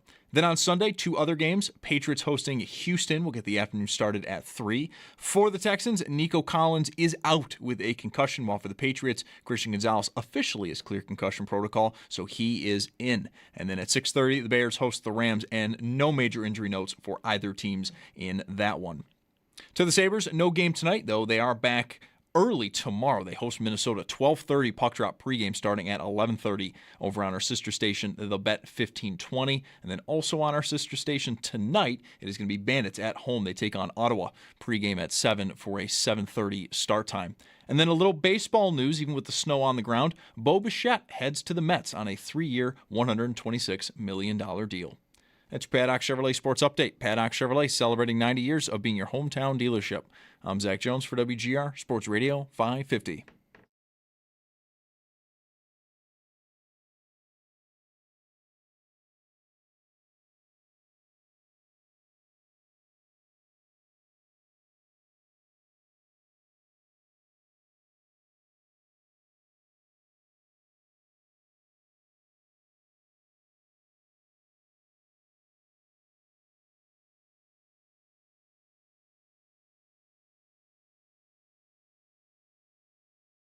Bills and Broncos less than 24 hours away in the divisional round.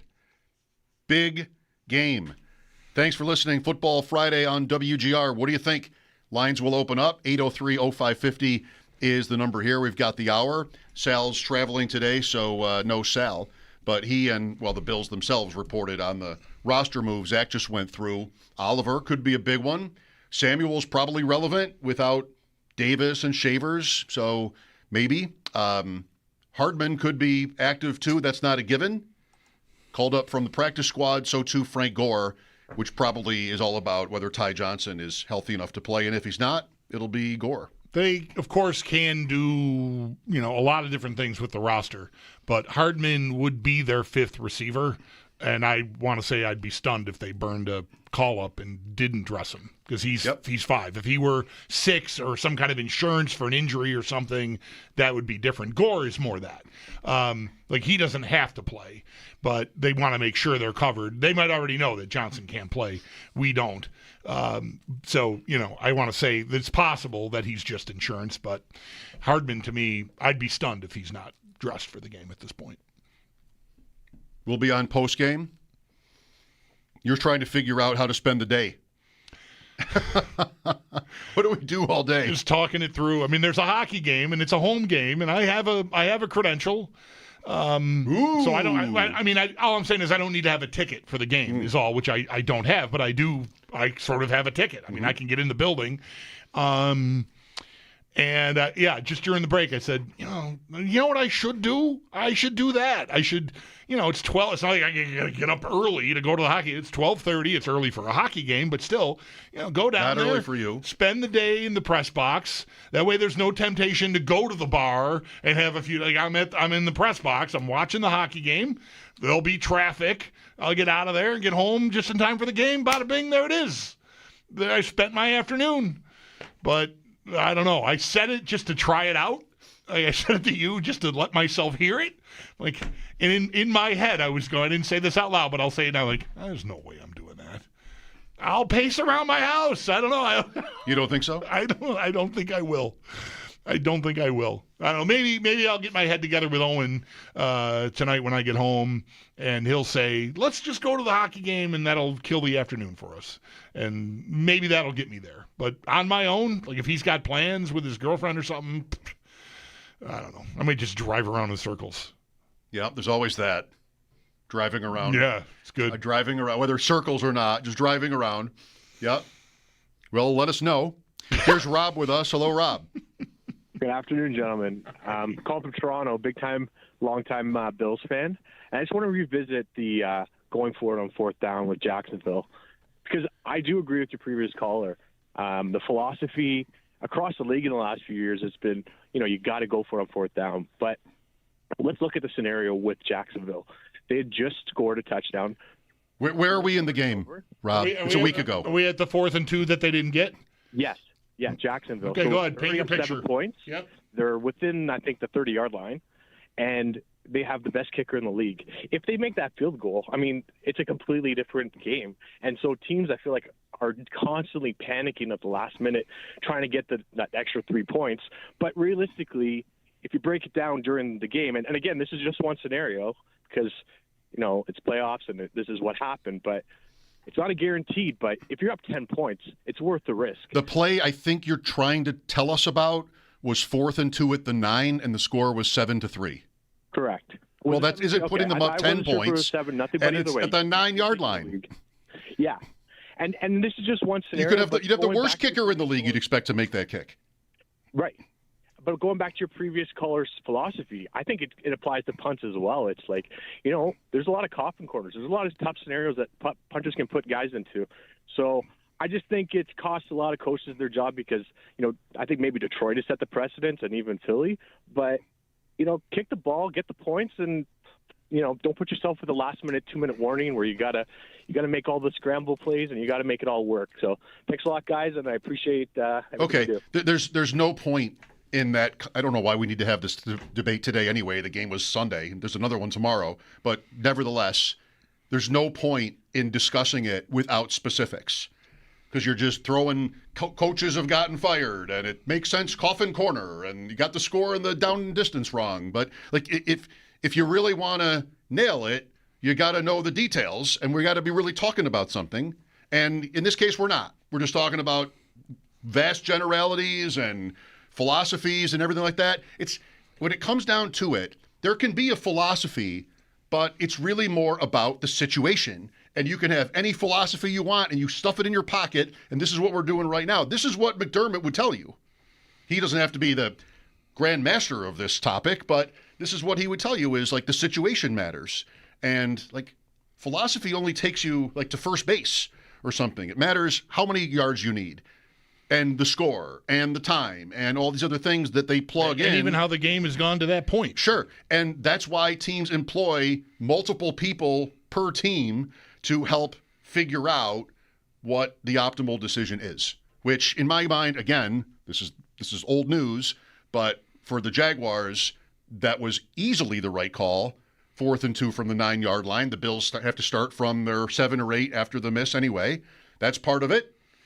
And, the only point in having the conversation at all is you're talking about the actual situations and not just broad philosophies and whatever else that would be called. Let's go to Arnold next. Hi, Arnold. Hey, guys. How are you doing? First of all, I could not agree with you more about those last two callers. Those callers obviously haven't watched our defense and obviously don't know the math that 2 field goals still leave you behind a touchdown. So anyway, I guess my question was, and most of my years have been sort of struggling with the philosophy that we have on offense that you guys discussed quite a bit about, hey, we've got Josh Allen. Why are we a 3 tight end set running the ball? But I'm going to talk more tactically, and I just want to sort of get what your thoughts are on a question. And this is a question I would just pretty straightforward. I would love to ask McDermott and Brady. And the question's pretty simple.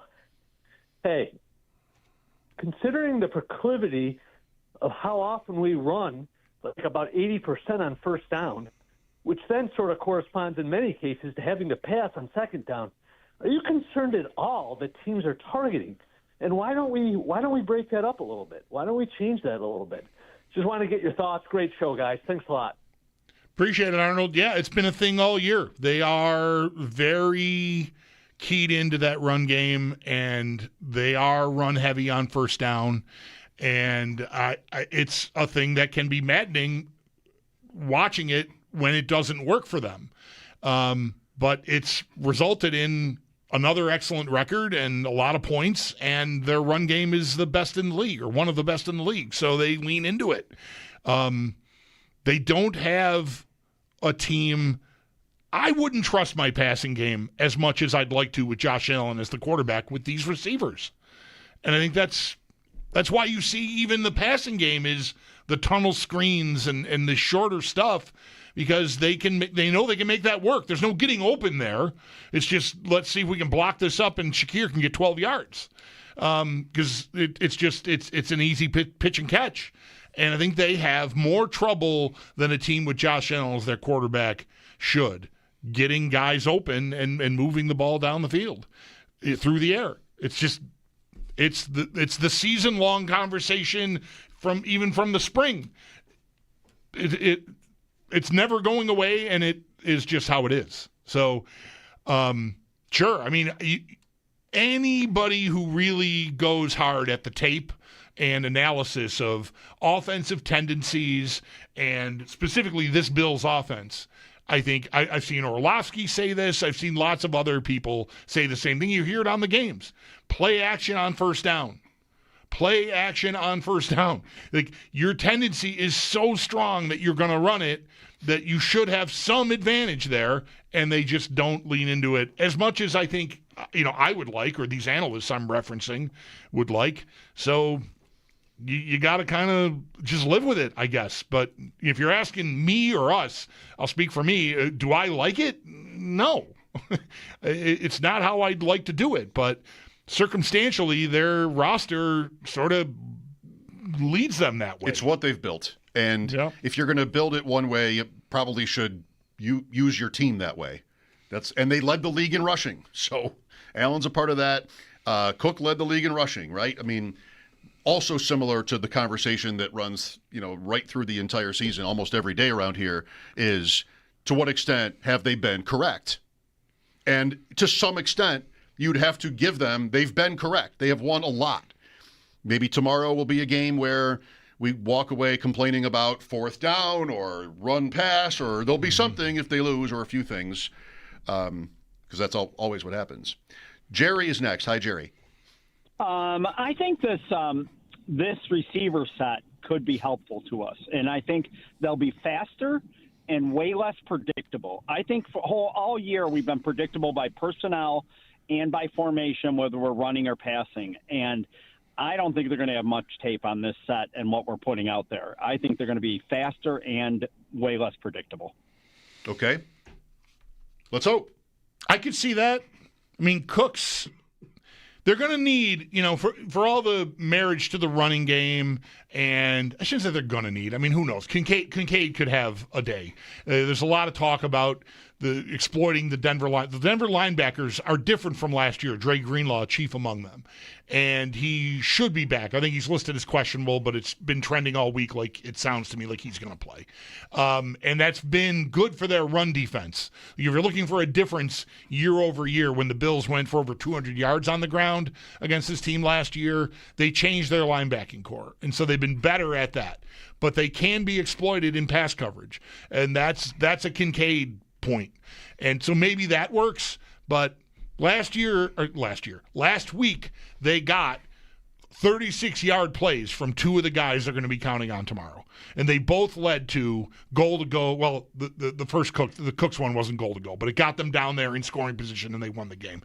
The Coleman one was also 36 yards in the second quarter, and it got them set up first and goal, and they scored there too. They need a play or two from each of those guys. And that, because that's really all they got last week. It's literally all they got from Coleman. Cooks had a couple of others, but really, get me one hit, one 40-yard hit, and that might be all they need out of those guys. It's kind of all they got out of them last week. Shakir was a different story. Shakir was like 12 targets, 12 catches, modest yardage. He was more their ball control receiver. But those guys I don't know. Those aren't home runs because they weren't touchdowns, but, man, they were stand-up doubles. Oh, yeah, stand-up doubles. Love it. Bob is next. Hi, Bob. Hey, guys. For me, I think we're living in a world where sometimes even Josh Allen goes more underappreciated than we think. And I think the thing that drives me to that is when you look at the Sabres and they brought out all the guys for 05-06, hypothetically say the Bills win the Super Bowl this year. 20 to 25 years from now, outside of James Cook, who's really walking outside of that tunnel that's really going to drive excitement like Josh Allen? This is a team that put a hype poster up for this week, and the featured player underneath Josh Allen was the long snapper. This team is so bereft of talent outside of maybe 3 or 4 positions, and yet we're going to walk into the number 1 seed on the road and likely win. I just don't think we realize how great Josh Allen is. And I don't think we really will appreciate it until maybe 20 years from now. Because this team, without him, is nothing. Well, I mean, that really is an individual take. That's not like everybody would agree with that. I don't know. They say with your kids to cherish every moment, because if you don't, they're going to be gone. They're going to grow up and they're going to be out of your house. Same happens if you do cherish every moment. I've heard. It doesn't affect. Tell me more about this concept. I think what I try to do. Sorry, kids. I used to do more of this, but admittedly, try to do is like focus on that. They say be present, focus on that, and that's the best you can do because you can't stop time. So at least you're focused on. All right, in this moment, I am enjoying my family and these moments. That's kind of Allen is a version of that, and this guy might think nobody appreciates him. The next person might think everybody does. I mean, it's not like he doesn't get a lot of credit. Right? So, I don't know. I like the comparison to the Sabres, kind of, because I agree that it isn't a team with a lot of really good players. I don't think they're all bad. But, yeah, I mean, I could see the caller being right. And down the road, this team gets celebrated or something, and there aren't that many guys that were necessarily that special to us. Some are. Some of these guys have been here a long time. Yeah. So, Trey White coming back, Milano, Dawkins. And you also have to view it. I mean, that Sabres team the caller's referencing didn't win anything, as it turned out. I mean, they didn't even win the division that year. They won a couple of rounds in the playoffs, and that made those guys, they captured the imagination in such a way that they became, beloved. You got to think, how do you feel about Ed Oliver coming off of IR, and if they go and win the Super Bowl, he's elevated. Everybody gets elevated. Joey Bosa makes a big sack in the AFC title game.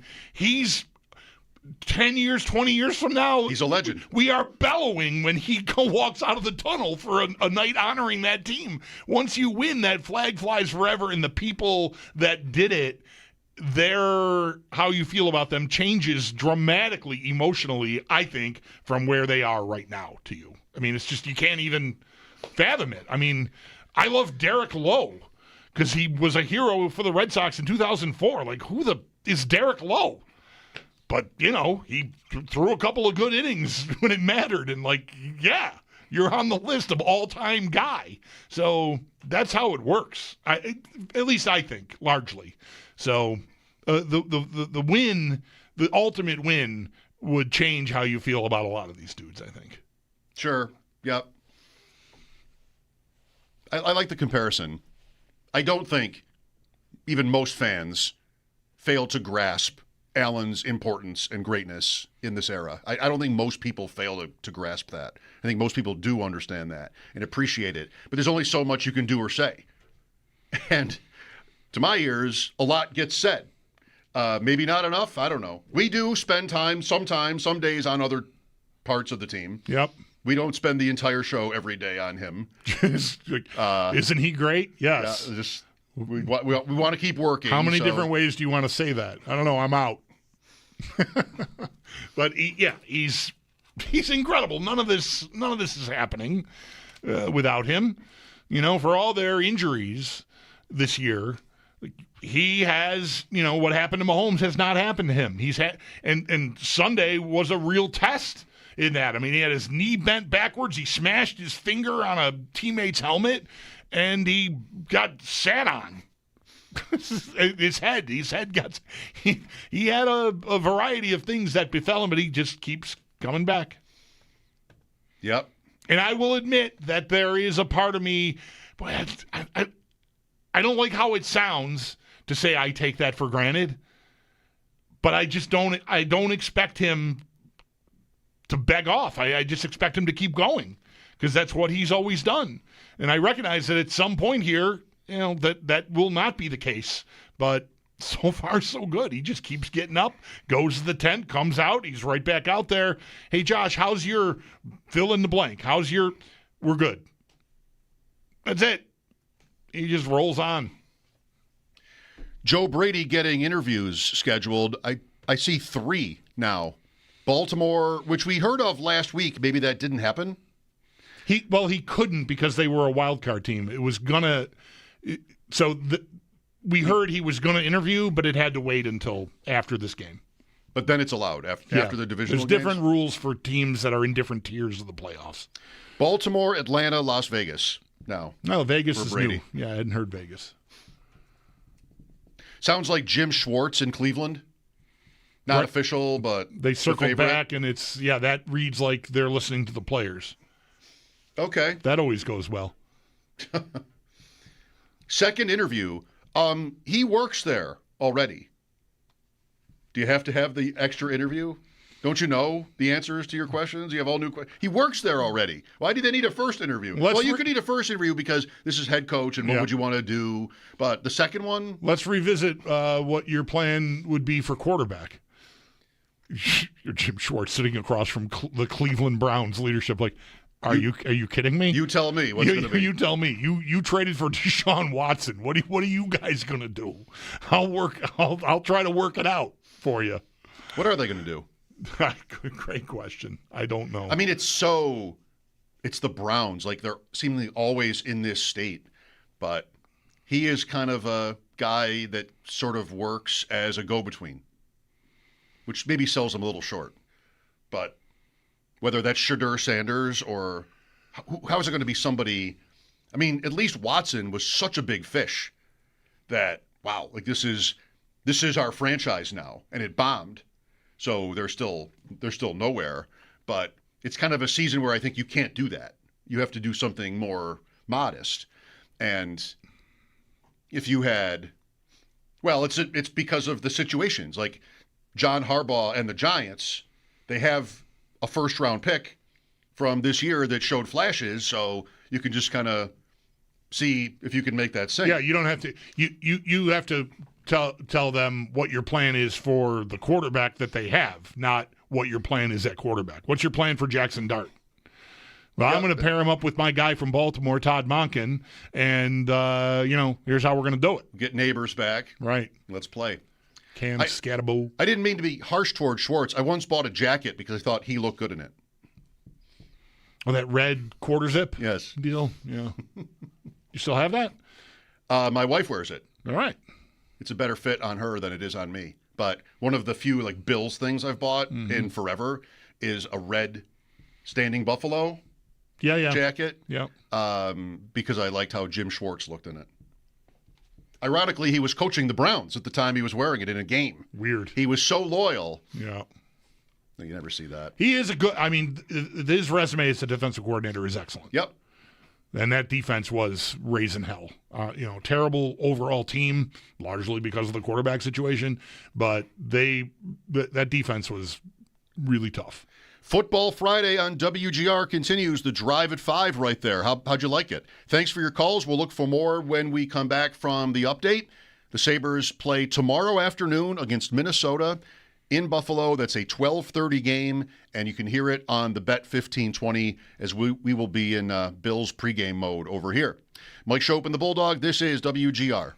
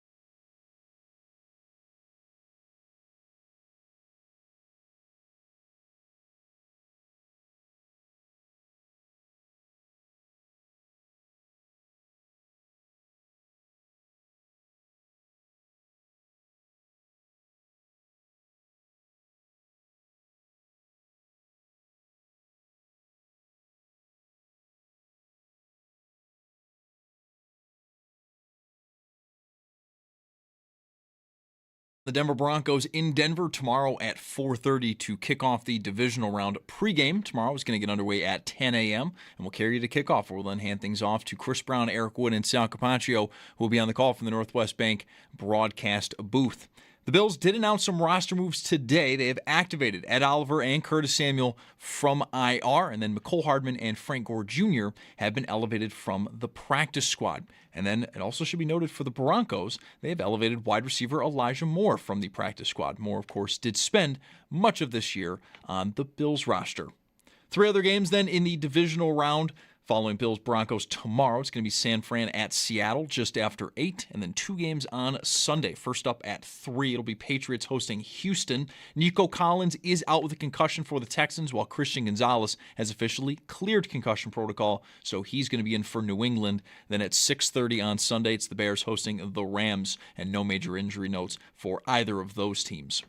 No Sabres game tonight. They'll be back in action, though, early tomorrow afternoon when they host Minnesota. A 12:30 puck drop pregame starting at 11:30 over on our sister station, the Bet 1520. And then also on 1520 tonight, Bandits at home. They take on Ottawa.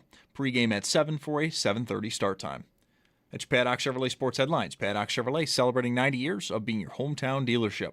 I'm Zach Jones for WGR Sports Radio 550.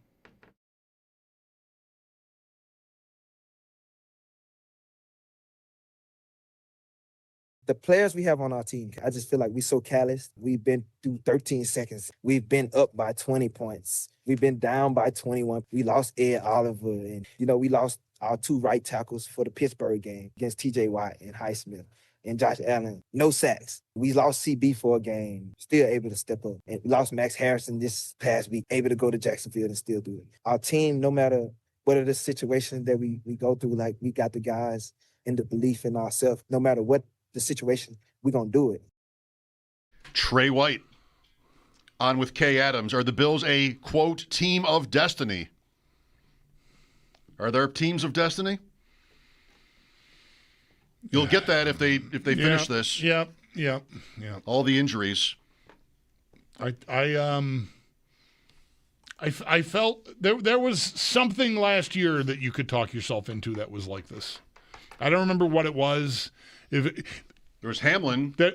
Well, sure. There was the timing of Manning's breakthrough against Brady, I think, lined up with Allen's career, and if not the number of meetings with Mahomes in the playoffs, but it was like, it took Manning until this long, and here we are. And like, okay, yeah, if not now, when? Yeah, here we go. It's time. And then, no. just didn't happen. There's something like that almost every year you can sort of get yourself talked into, I think. Speaking of Manning, by the way, Peyton Manning and his brother, there's a story today that the viewership for the Manning cast this year declined sharply. It used to, according to Awful Announcing, it used to routinely garner 1.5 million viewers. This season it averaged a little more than half that and often drew 600,000. And Twitter criticism of the Manning cast seems to center around the guests, like too many guests. And that's exactly why I don't even think to turn it on. As interesting as I might think Arnold Schwarzenegger is or something, like I don't care to watch a game where they're talking about movies. Right. I know, and somebody's going to say, well, what do you guys do? I have a story for you about the express line at the grocery store today. But there's not a game on that you're listening for. Right. Or watching in a corner of the screen or a split screen or whatever.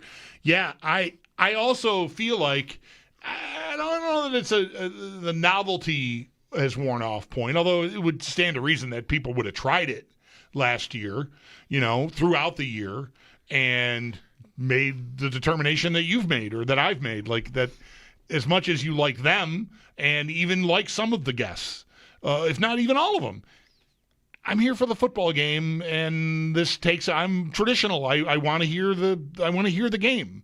I don't even like, I'm sure, like the college football playoff stuff with all the coaches sitting around and all that.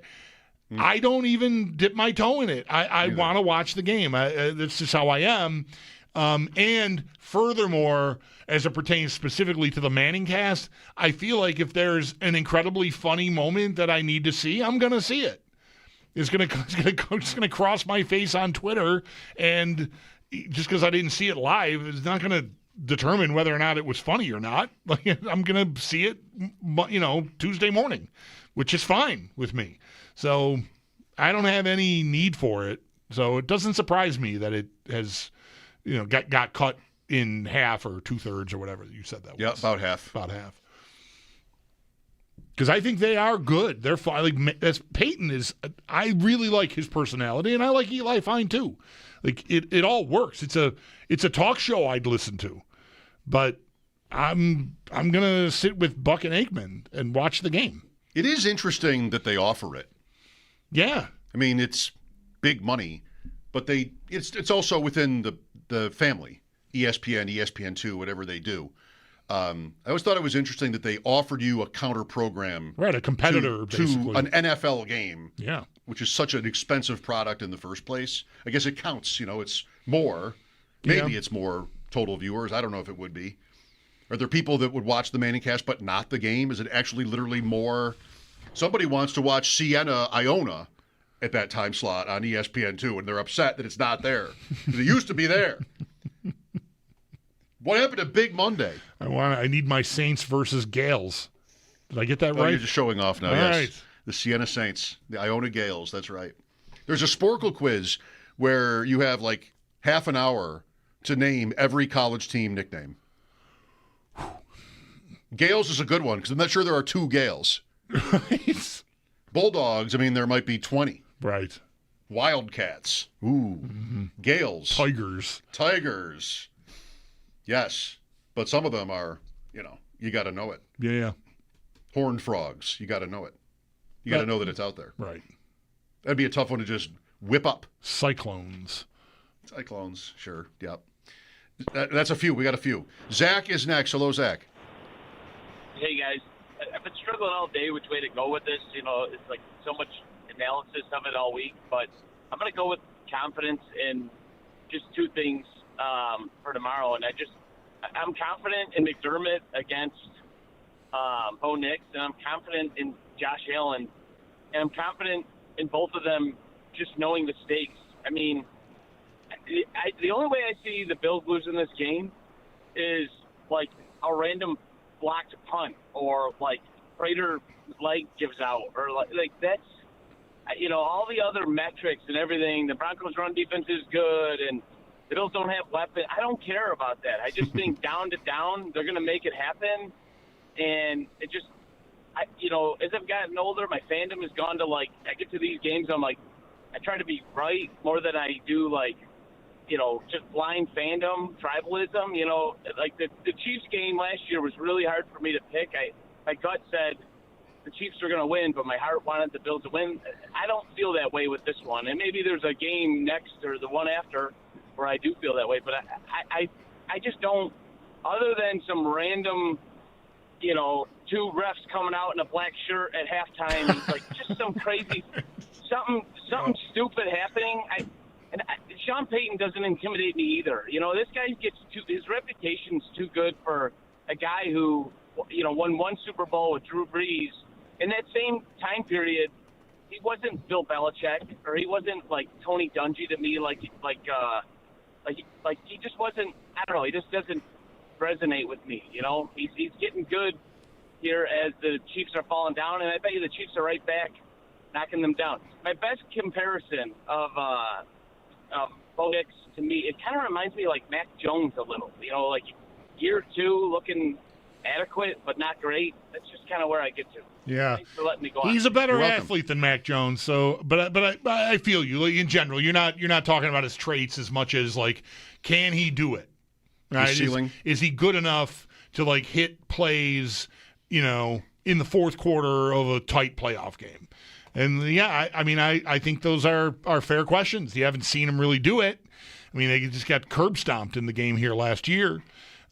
So yeah, I get that, but yeah, you got to worry about him more running around and picking up a 3rd and 9 when your 2 pass rushers had him, but he eluded them.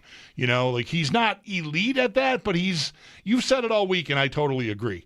He's dog. He's going to die trying. His uniform's going to be dirty when this thing is going to be dirty by the middle of the first quarter. I think he's that guy. He's going to give it everything, and there's a lot to be said for that. That can carry you a certain distance, but ultimately I think you're going to need to make plays, and he's made some. They've gotten this far, but yeah, I don't think he's one of the. He's not one of the best young quarterbacks in the league. He's in a good spot with a good coach and a good defense. He's one of the best middle-aged quarterbacks in the league. Right, that's right. He's not even that young. I don't think he's that hot. Sean Payton, coaching since 2006. McDermott since 17. Respective records in the playoffs. Who has the better winning percentage in the playoffs all time between the two Seans?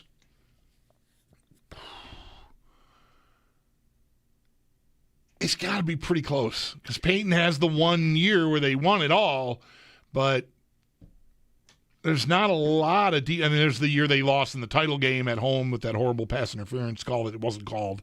Nickel Roby-Coleman. Right. I'm going to say McDermott does.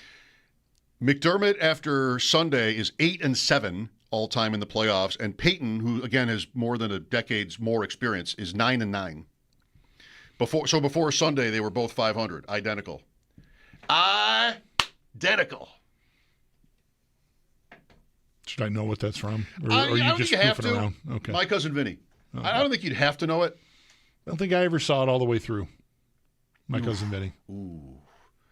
You're saying that you watched a good portion of My Cousin Vinny and turned it off? Yeah, I probably. That's outrageous. I probably had records to listen to or something. I don't know.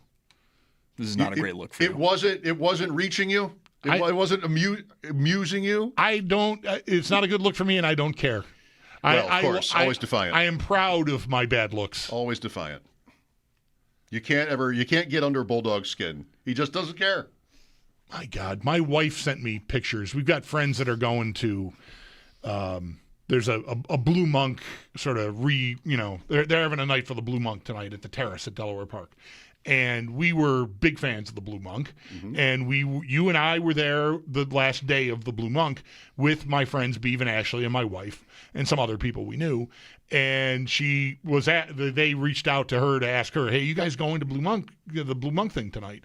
And she asked me, and I said, yeah, I didn't get a ticket, and I'm not up for finagling with anybody. I got people I could call probably, but I'm not, whatever. I'm not going. And she sent 2 pictures to me. You're in one of them. Yes. I didn't even recognize myself. With our friend Susie and Ashley and my wife. And then there's one of me and my wife and Beav and Ashley. And I've got sweat stains under my man boobs on a gray T-shirt. It's the worst photo of myself I've ever seen. That I am not defiantly proud of. No. I am humiliated by that picture. I'm why did you save this picture and then also send it to me? Are you sending it to Beav and Ashley? Because I look gross. I like that that's where that went. I just look horrendous. You're not. There are things you will not defend yourself. Yeah, no. For. I look like a pig. I literally did not recognize myself. I asked you, who are these people? Right, I held and up. I was in the picture. You were in the. I look great. You were out of the. You do. You were out of the room. So does everybody else. I look gross.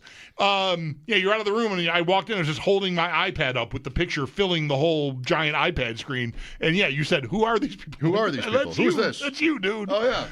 Well, there's a picture of me in my line of sight every day. Right, I'm pointing at it. Yep. And that doesn't look like me at all. No. And next to you, that does look like you to me. But the one I look at, I think that's Bauk or somebody. Yeah. Yeah, I hear you. My hair's different, and that's it, really. I look pretty much, I have only a goatee, not a full beard, but it's whatever. It's my big fat face. I don't know what's going on with mine. You look like a different human being. Totally. Identical. There it is. It's not how I look to myself in that picture, and then I can also see my reflection at the same time. Right now, I see both. Very different looking people. Okay. Picks coming up at 6. Football Friday continues. Mike Schopp and the Bulldog will be here tomorrow after the game. Coverage all day, of course. This is WGR.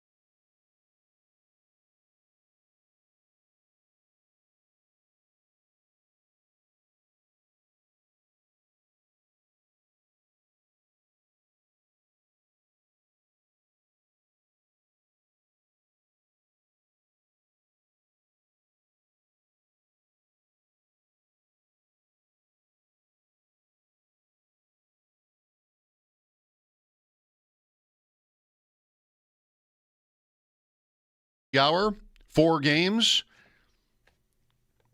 Bills 1.5-point underdogs to Denver. Seattle about a 7-point favorite tomorrow night.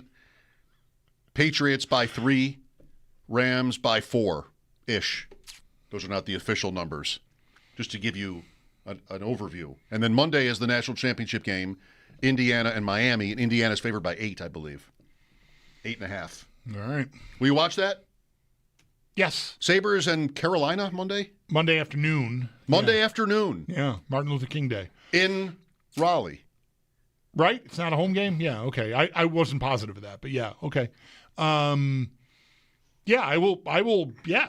I may even time my arrival here with an intermission. Like it's Game's at 1:30. 1:30. So, yeah, I think maybe after the. No, that's too late. I may get here early because after the first would be like 2:15, and that's a little late for me to leave to come here. I could make it, but whatever. Either way, I will watch a lot of that game here. We'll have the Bills game to talk about. Right. Yeah. You probably could prepare for that more easily. I probably can do that from home largely. I could we probably could both walk in the door at 2:59 and do Monday's show. I hate that feeling too, though. Right. I like to get settled. I even have a tough time when we don't have access to this room until 2:55. Me too. When the guys, sometimes Zach and Derek or whomever, if One Bills Live are off, they're in here and just, I'm going to get all my stuff set up. It doesn't take that long, but still, I like to be, you want to be where your feet are, but I like my feet to be where they're going to be early. How's that? For philosophy. I have to think about it. I don't know how I feel about it yet. I'm going to need a minute. Good thing I've got it. With the break here, we'll have picks coming up after the update. Mike Schopp and the Bulldog Football Friday on WGR.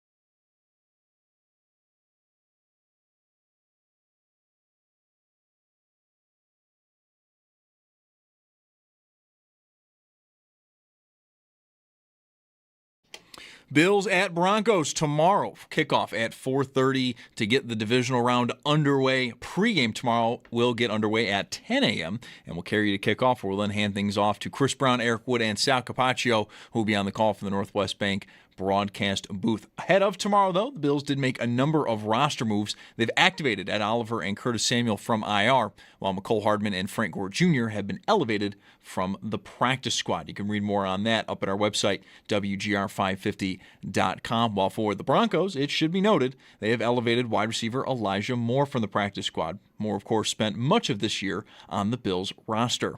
3 other games, though, on the divisional round docket following Bills-Broncos tomorrow. It's going to be San Fran at Seattle just after 8. Sam Darnold expected to play, even after picking up an oblique injury earlier this week. And the 49ers, they will not activate linebacker Fred Warren from IR. And then on Sunday, 2 other games. Patriots hosting Houston. We'll get the afternoon started at 3. For the Texans, Nico Collins is out with a concussion, while Christian Gonzalez for the Patriots has officially cleared concussion protocol, so he should be good to go. And then at 6:30, it's the Bears hosting the Rams. No major injury notes for either of those teams. For the Sabres, no game tonight, though they do get back to it tomorrow afternoon when they host Minnesota. 12:30 puck drop, pregame starting at 11:30. That's going to be over on our sister station, the Bet 1520. Also on our sister station, 1520, tonight, the Bandits are at home. They take on Ottawa, pregame at 7 for a 7:30 start time. And then a little baseball news, even with the snow on the ground. Bo Bichette, he heads to the Mets on a 3-year, $126 million deal. That's your Paddock Chevrolet Sports Update. Paddock Chevrolet celebrating 90 years of being your hometown dealership. I'm Zach Jones for WGR Sports Radio 550.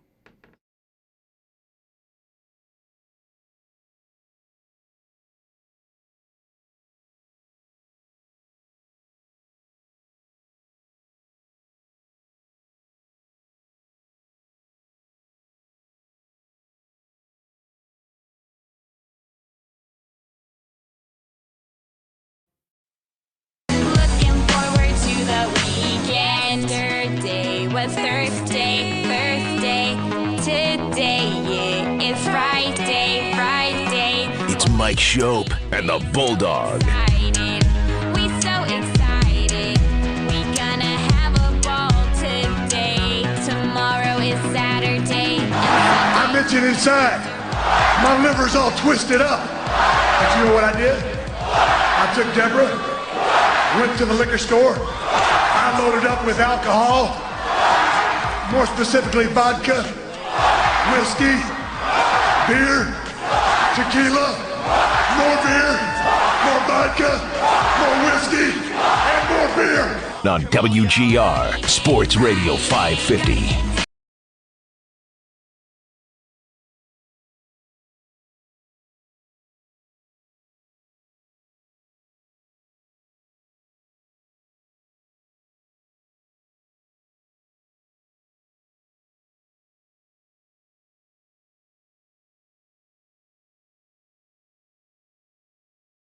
Liquor store? Did they come close? Went to the grocery store. What? Loaded up on tomatoes. Loaded up on green chilies. For a dish I made today for dinner for the family. And I had the short cart. I knew I wasn't going to be there I was just there for one recipe and a can opener. All right. So the short cart. And bouncing around, I had good luck today finding what I needed. Did you know where the can opener was going to be? Actually, yes. There's a sign, kitchen appliances or kitchen gadgets or something. Right. So I knew where to look. That feels to me, well, depending on the store, the grocery I go to, that feels like a thing that might just sort of be random at the end or in the middle of an aisle on and it maybe isn't always in the same place. Sounds right. Could be right. I feel like if I go looking for, I did this looking for a meat thermometer recently, and I actually need one of those too. I was like, well, I'm going to go to the aisle where there might be stuff like that. No. All right, I'm just going to walk the store. It's not that big, doesn't take that long, and eventually I did find there was just there's a meat thermometer. So I feel like a can opener could be that, but a bigger store has. All right, anyway, go ahead. Didn't mean to interrupt your story with that sidebar about where the can opener was. But So in a couple of different, this is not to make an excuse for my eventual behavior, but in a couple of different ways, it was just like consciously or subconsciously, this is a quick trip. I've got the short cart. I'm only getting like 10 things and, just going to bop around and do it and go. So I'm getting near I'm done. I'm getting to the lines, right? What are those called? Checkout. The checkout lanes. The registers. Yeah. I'm getting there, and I have two favorite cashiers. And on a weekday morning, I usually will find one of my favorite cashiers at the express lane. So I have to pass all the regular lanes to get to the express lane.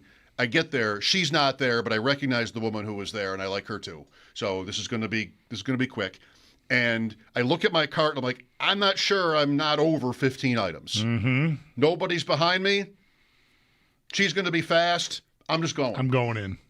So I start to unload, and I realize I got a problem. You're over. I'm over. And then there's a guy who comes up behind me, and as I'm halfway through, a carton of milk. He's got nothing.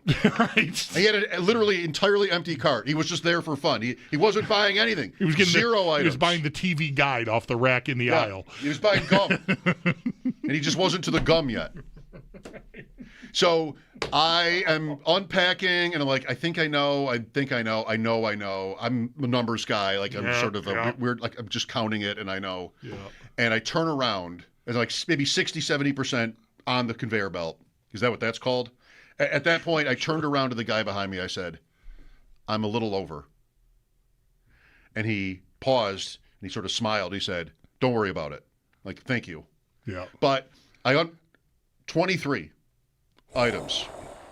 I'm like literally turning my body. It was 15? 15. Okay. I'm turning my body and sort of blocking the view of other people behind me so they can't see. Yeah.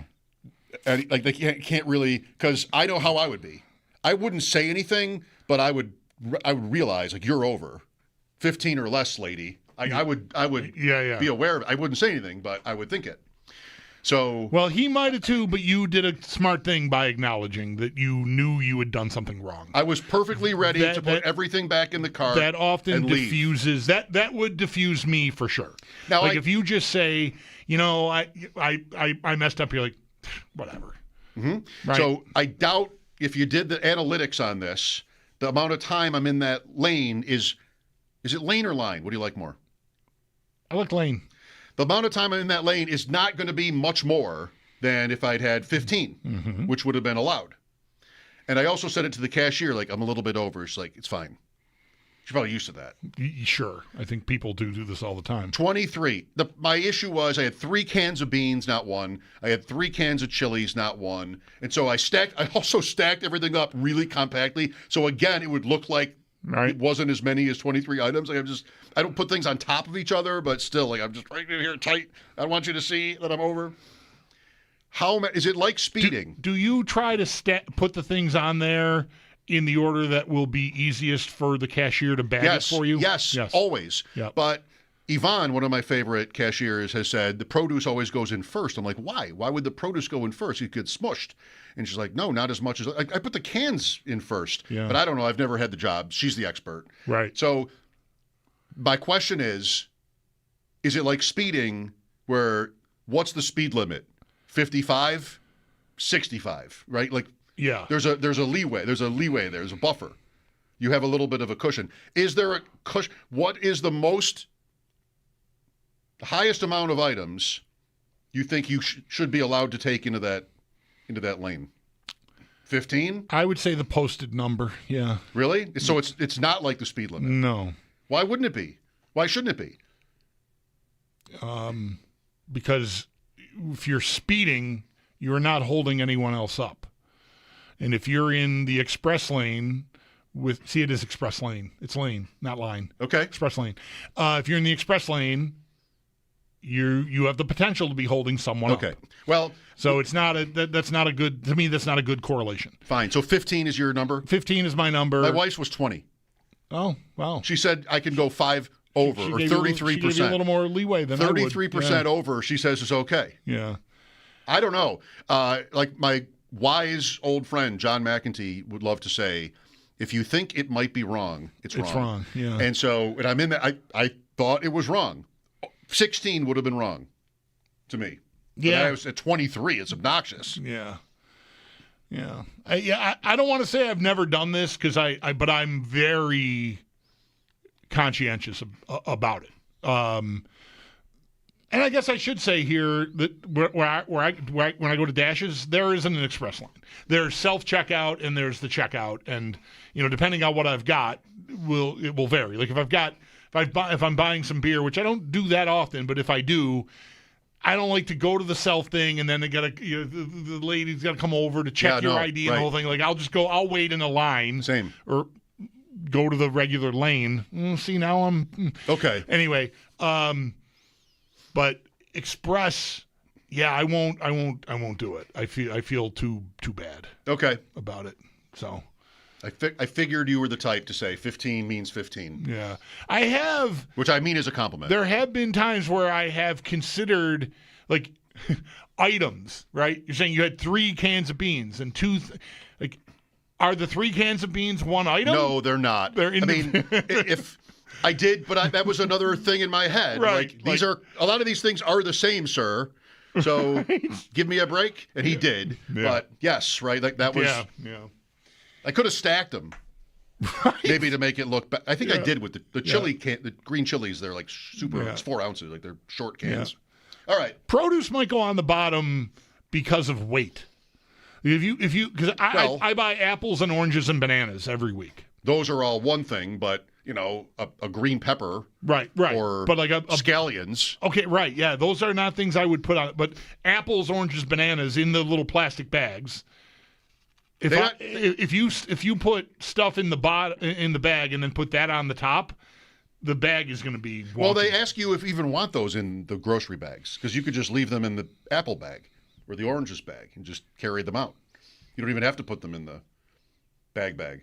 Yeah, but if I've got 2 bags of stuff, I'm going to want those in the bags because I got 2 bags, and I like to try to leave. I always think of Tyler, our buddy Tyler Dunn. I like to be able to leave the cart in the store, and then just carry my bags out. So carrying the apples and the oranges in their separate bags with 2 other bags. Okay, fair. That could be a little unwieldy. Fine, we'll have to talk to Tyler about this very subject at some future point. I'd like to welcome Unwieldy to the show today. Yes. I second that. Let's do picks now. And what if I did do it, even though I admit to nothing and never will? What does that make me? And I'm not here just defending myself, but all those pickers out there who've been caught. Each and every one of them who has to suffer the shame and humiliation because of people like you. It's Mike Schopp and the Bulldog. Are we not human? If we pick, do we not bleed? On WGR. I am not an animal. Sports Radio 550. Apologies earlier, I missed this. The drive around the league is brought to you by Mike Barney Nissan. Awesome cars, great dealership, lousy jingle. I'll use not having Sal on as my excuse. This is kind of our going around the league, picking the 4 games, starting with Broncos-Bills. The Broncos are 1.5-point favorites. Last week, I took Jacksonville. Loser.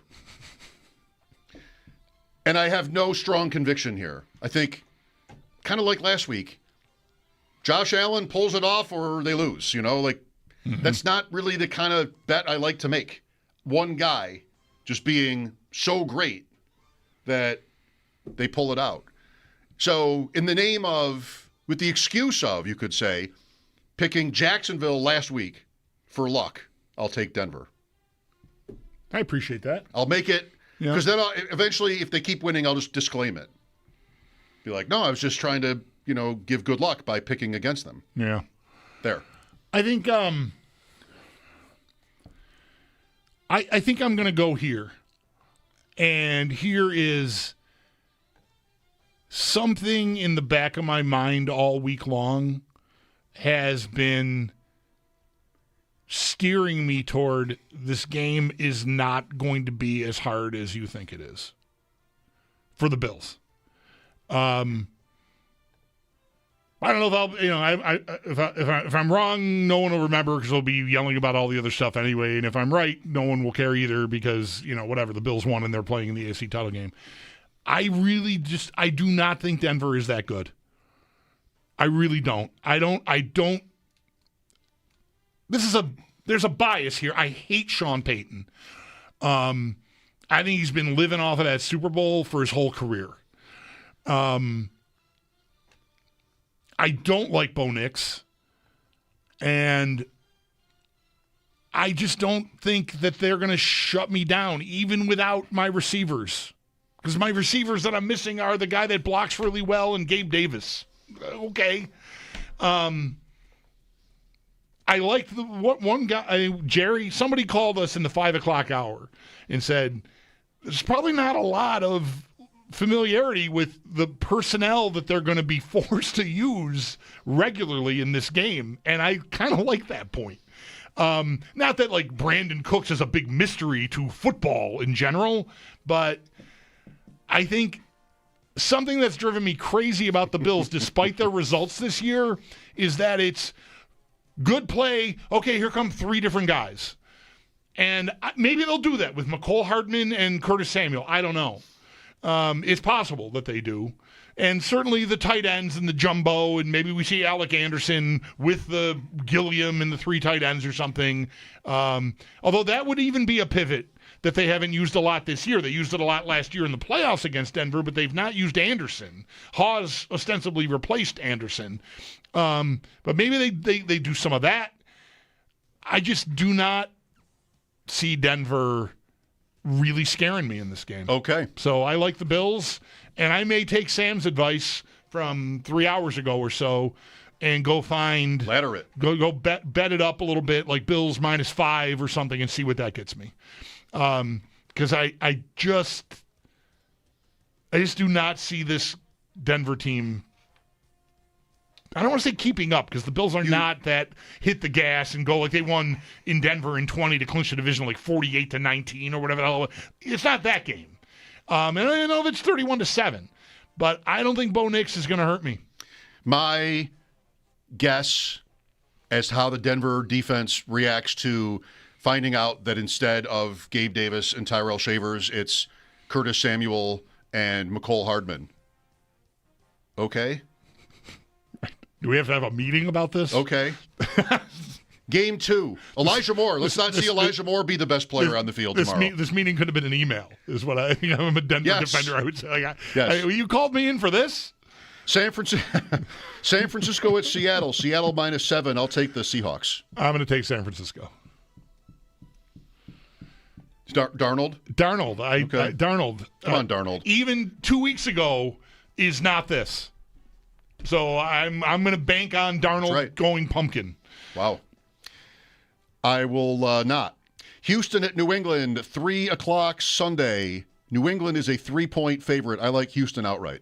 I will take the Patriots. Look at you, like we're still playing the game. I know, right? There is no competition anymore. Mike won in a blowout. It was 8.5 going into last week, and we had the same record, I think. Yep. So 8.5, and there's only, 7 games left? 7 games left unless they add games. So we don't count the Pro Bowl games. Too many games. Yeah. We count the championship game Monday. Yeah. So, I like Vrabel. I like May. I love the Houston defense. I don't love DeMeco Ryans in his super tight shirt, although I'm assuming he'll have a parka on, and that's hard to get skin tight. I do not trust C.J. Stroud in this spot at all. And I have one prop bet in so far for the weekend, and it's May under. Passing yards. Final game, Sunday, 6:30, Rams at Bears. Supposed to be very cold, maybe windy. The Rams, nevertheless, are favored in Chicago by 3.5. And I'll take the Bears. It's fun. The Bears are fun. Bears are fun. I can't forsake my dude. It's the divisional round. I am a Matthew Stafford fanboy, have been since he was a Georgia Bulldog, and I'm going to ride with Matthew Stafford. So I'll take the Rams. When Pat Crane accused me of being friends with Matthew Stafford as the only reason why I would ever vote for him for the MVP award. He was thinking of me. He was thinking of you. Yeah. Even though I don't think this man knows me, but still, whatever. Yeah, that's me. I love Stafford. Didn't he come on one day I think we've talked to him. Yeah, I think once. I wouldn't say that qualifies as him knowing me, or He even knows of you. or even knowing who I am. He uses your name on the podcast often. Oh, really? Yeah. I hope in the Go highest ask Bulldog. the highest complimentary form. It's not complimentary nor negative. It's just like it's negative toward me. Okay. Go ask Bulldog what he thinks. Okay. It's more like Derisively that. It's towards derisive you. toward You. radio radio everywhere. I think it's kind of like that. I have a lot of fun with him, but yeah. Well, All right. Well, if it's derisive towards radio in general, I do feel a little bit derided. You then. feel attacked? I do. Yeah. All right. Well, there we are. All right. What do you think? Should I have not? I probably shouldn't have waited until 6:15 to spring this. I don't. It really took until today for me to sort of settle in with it and even like talk it through today. I just I'm not. People will say often, you hear it a lot, you'll hear it maybe tomorrow morning, like, I'm weirdly calm, so now I'm nervous because I'm so calm. I don't know. I'm not. There will be there's anxiety all the time. I want this team to win the Super Bowl. For once. My dad is 92 years old. I would like it to happen one of these years, please, right? So like, and that's not all of it, but that's a significant part of it for me personally. Sure. I just don't feel the tension. And it's not, we talked a little earlier, right, about how last week was one way because it's the wild card round and it's Jacksonville, and like this week doesn't feel like there's as much pressure because it's the 1 seed and it's short week and the injuries and all this, but it's really about Denver to me. I don't respect them. Love it. I think Knicks is the key to it because, like I said earlier, I think everything else here can be pretty predictable. How Allen plays, Bills' line versus their pass rush, Bills kind of soft in the secondary, maybe banged up, run defense. I think there are certain things we might know about this game, but not what Bo Nix is going to do. That's the one where he could bomb, yep, or he could be great. Find out tomorrow. We'll be on after the game. Next, our chat with Aaron Schatz about the divisional round and the season in general. Mike Schopp and the Bulldog, WGR.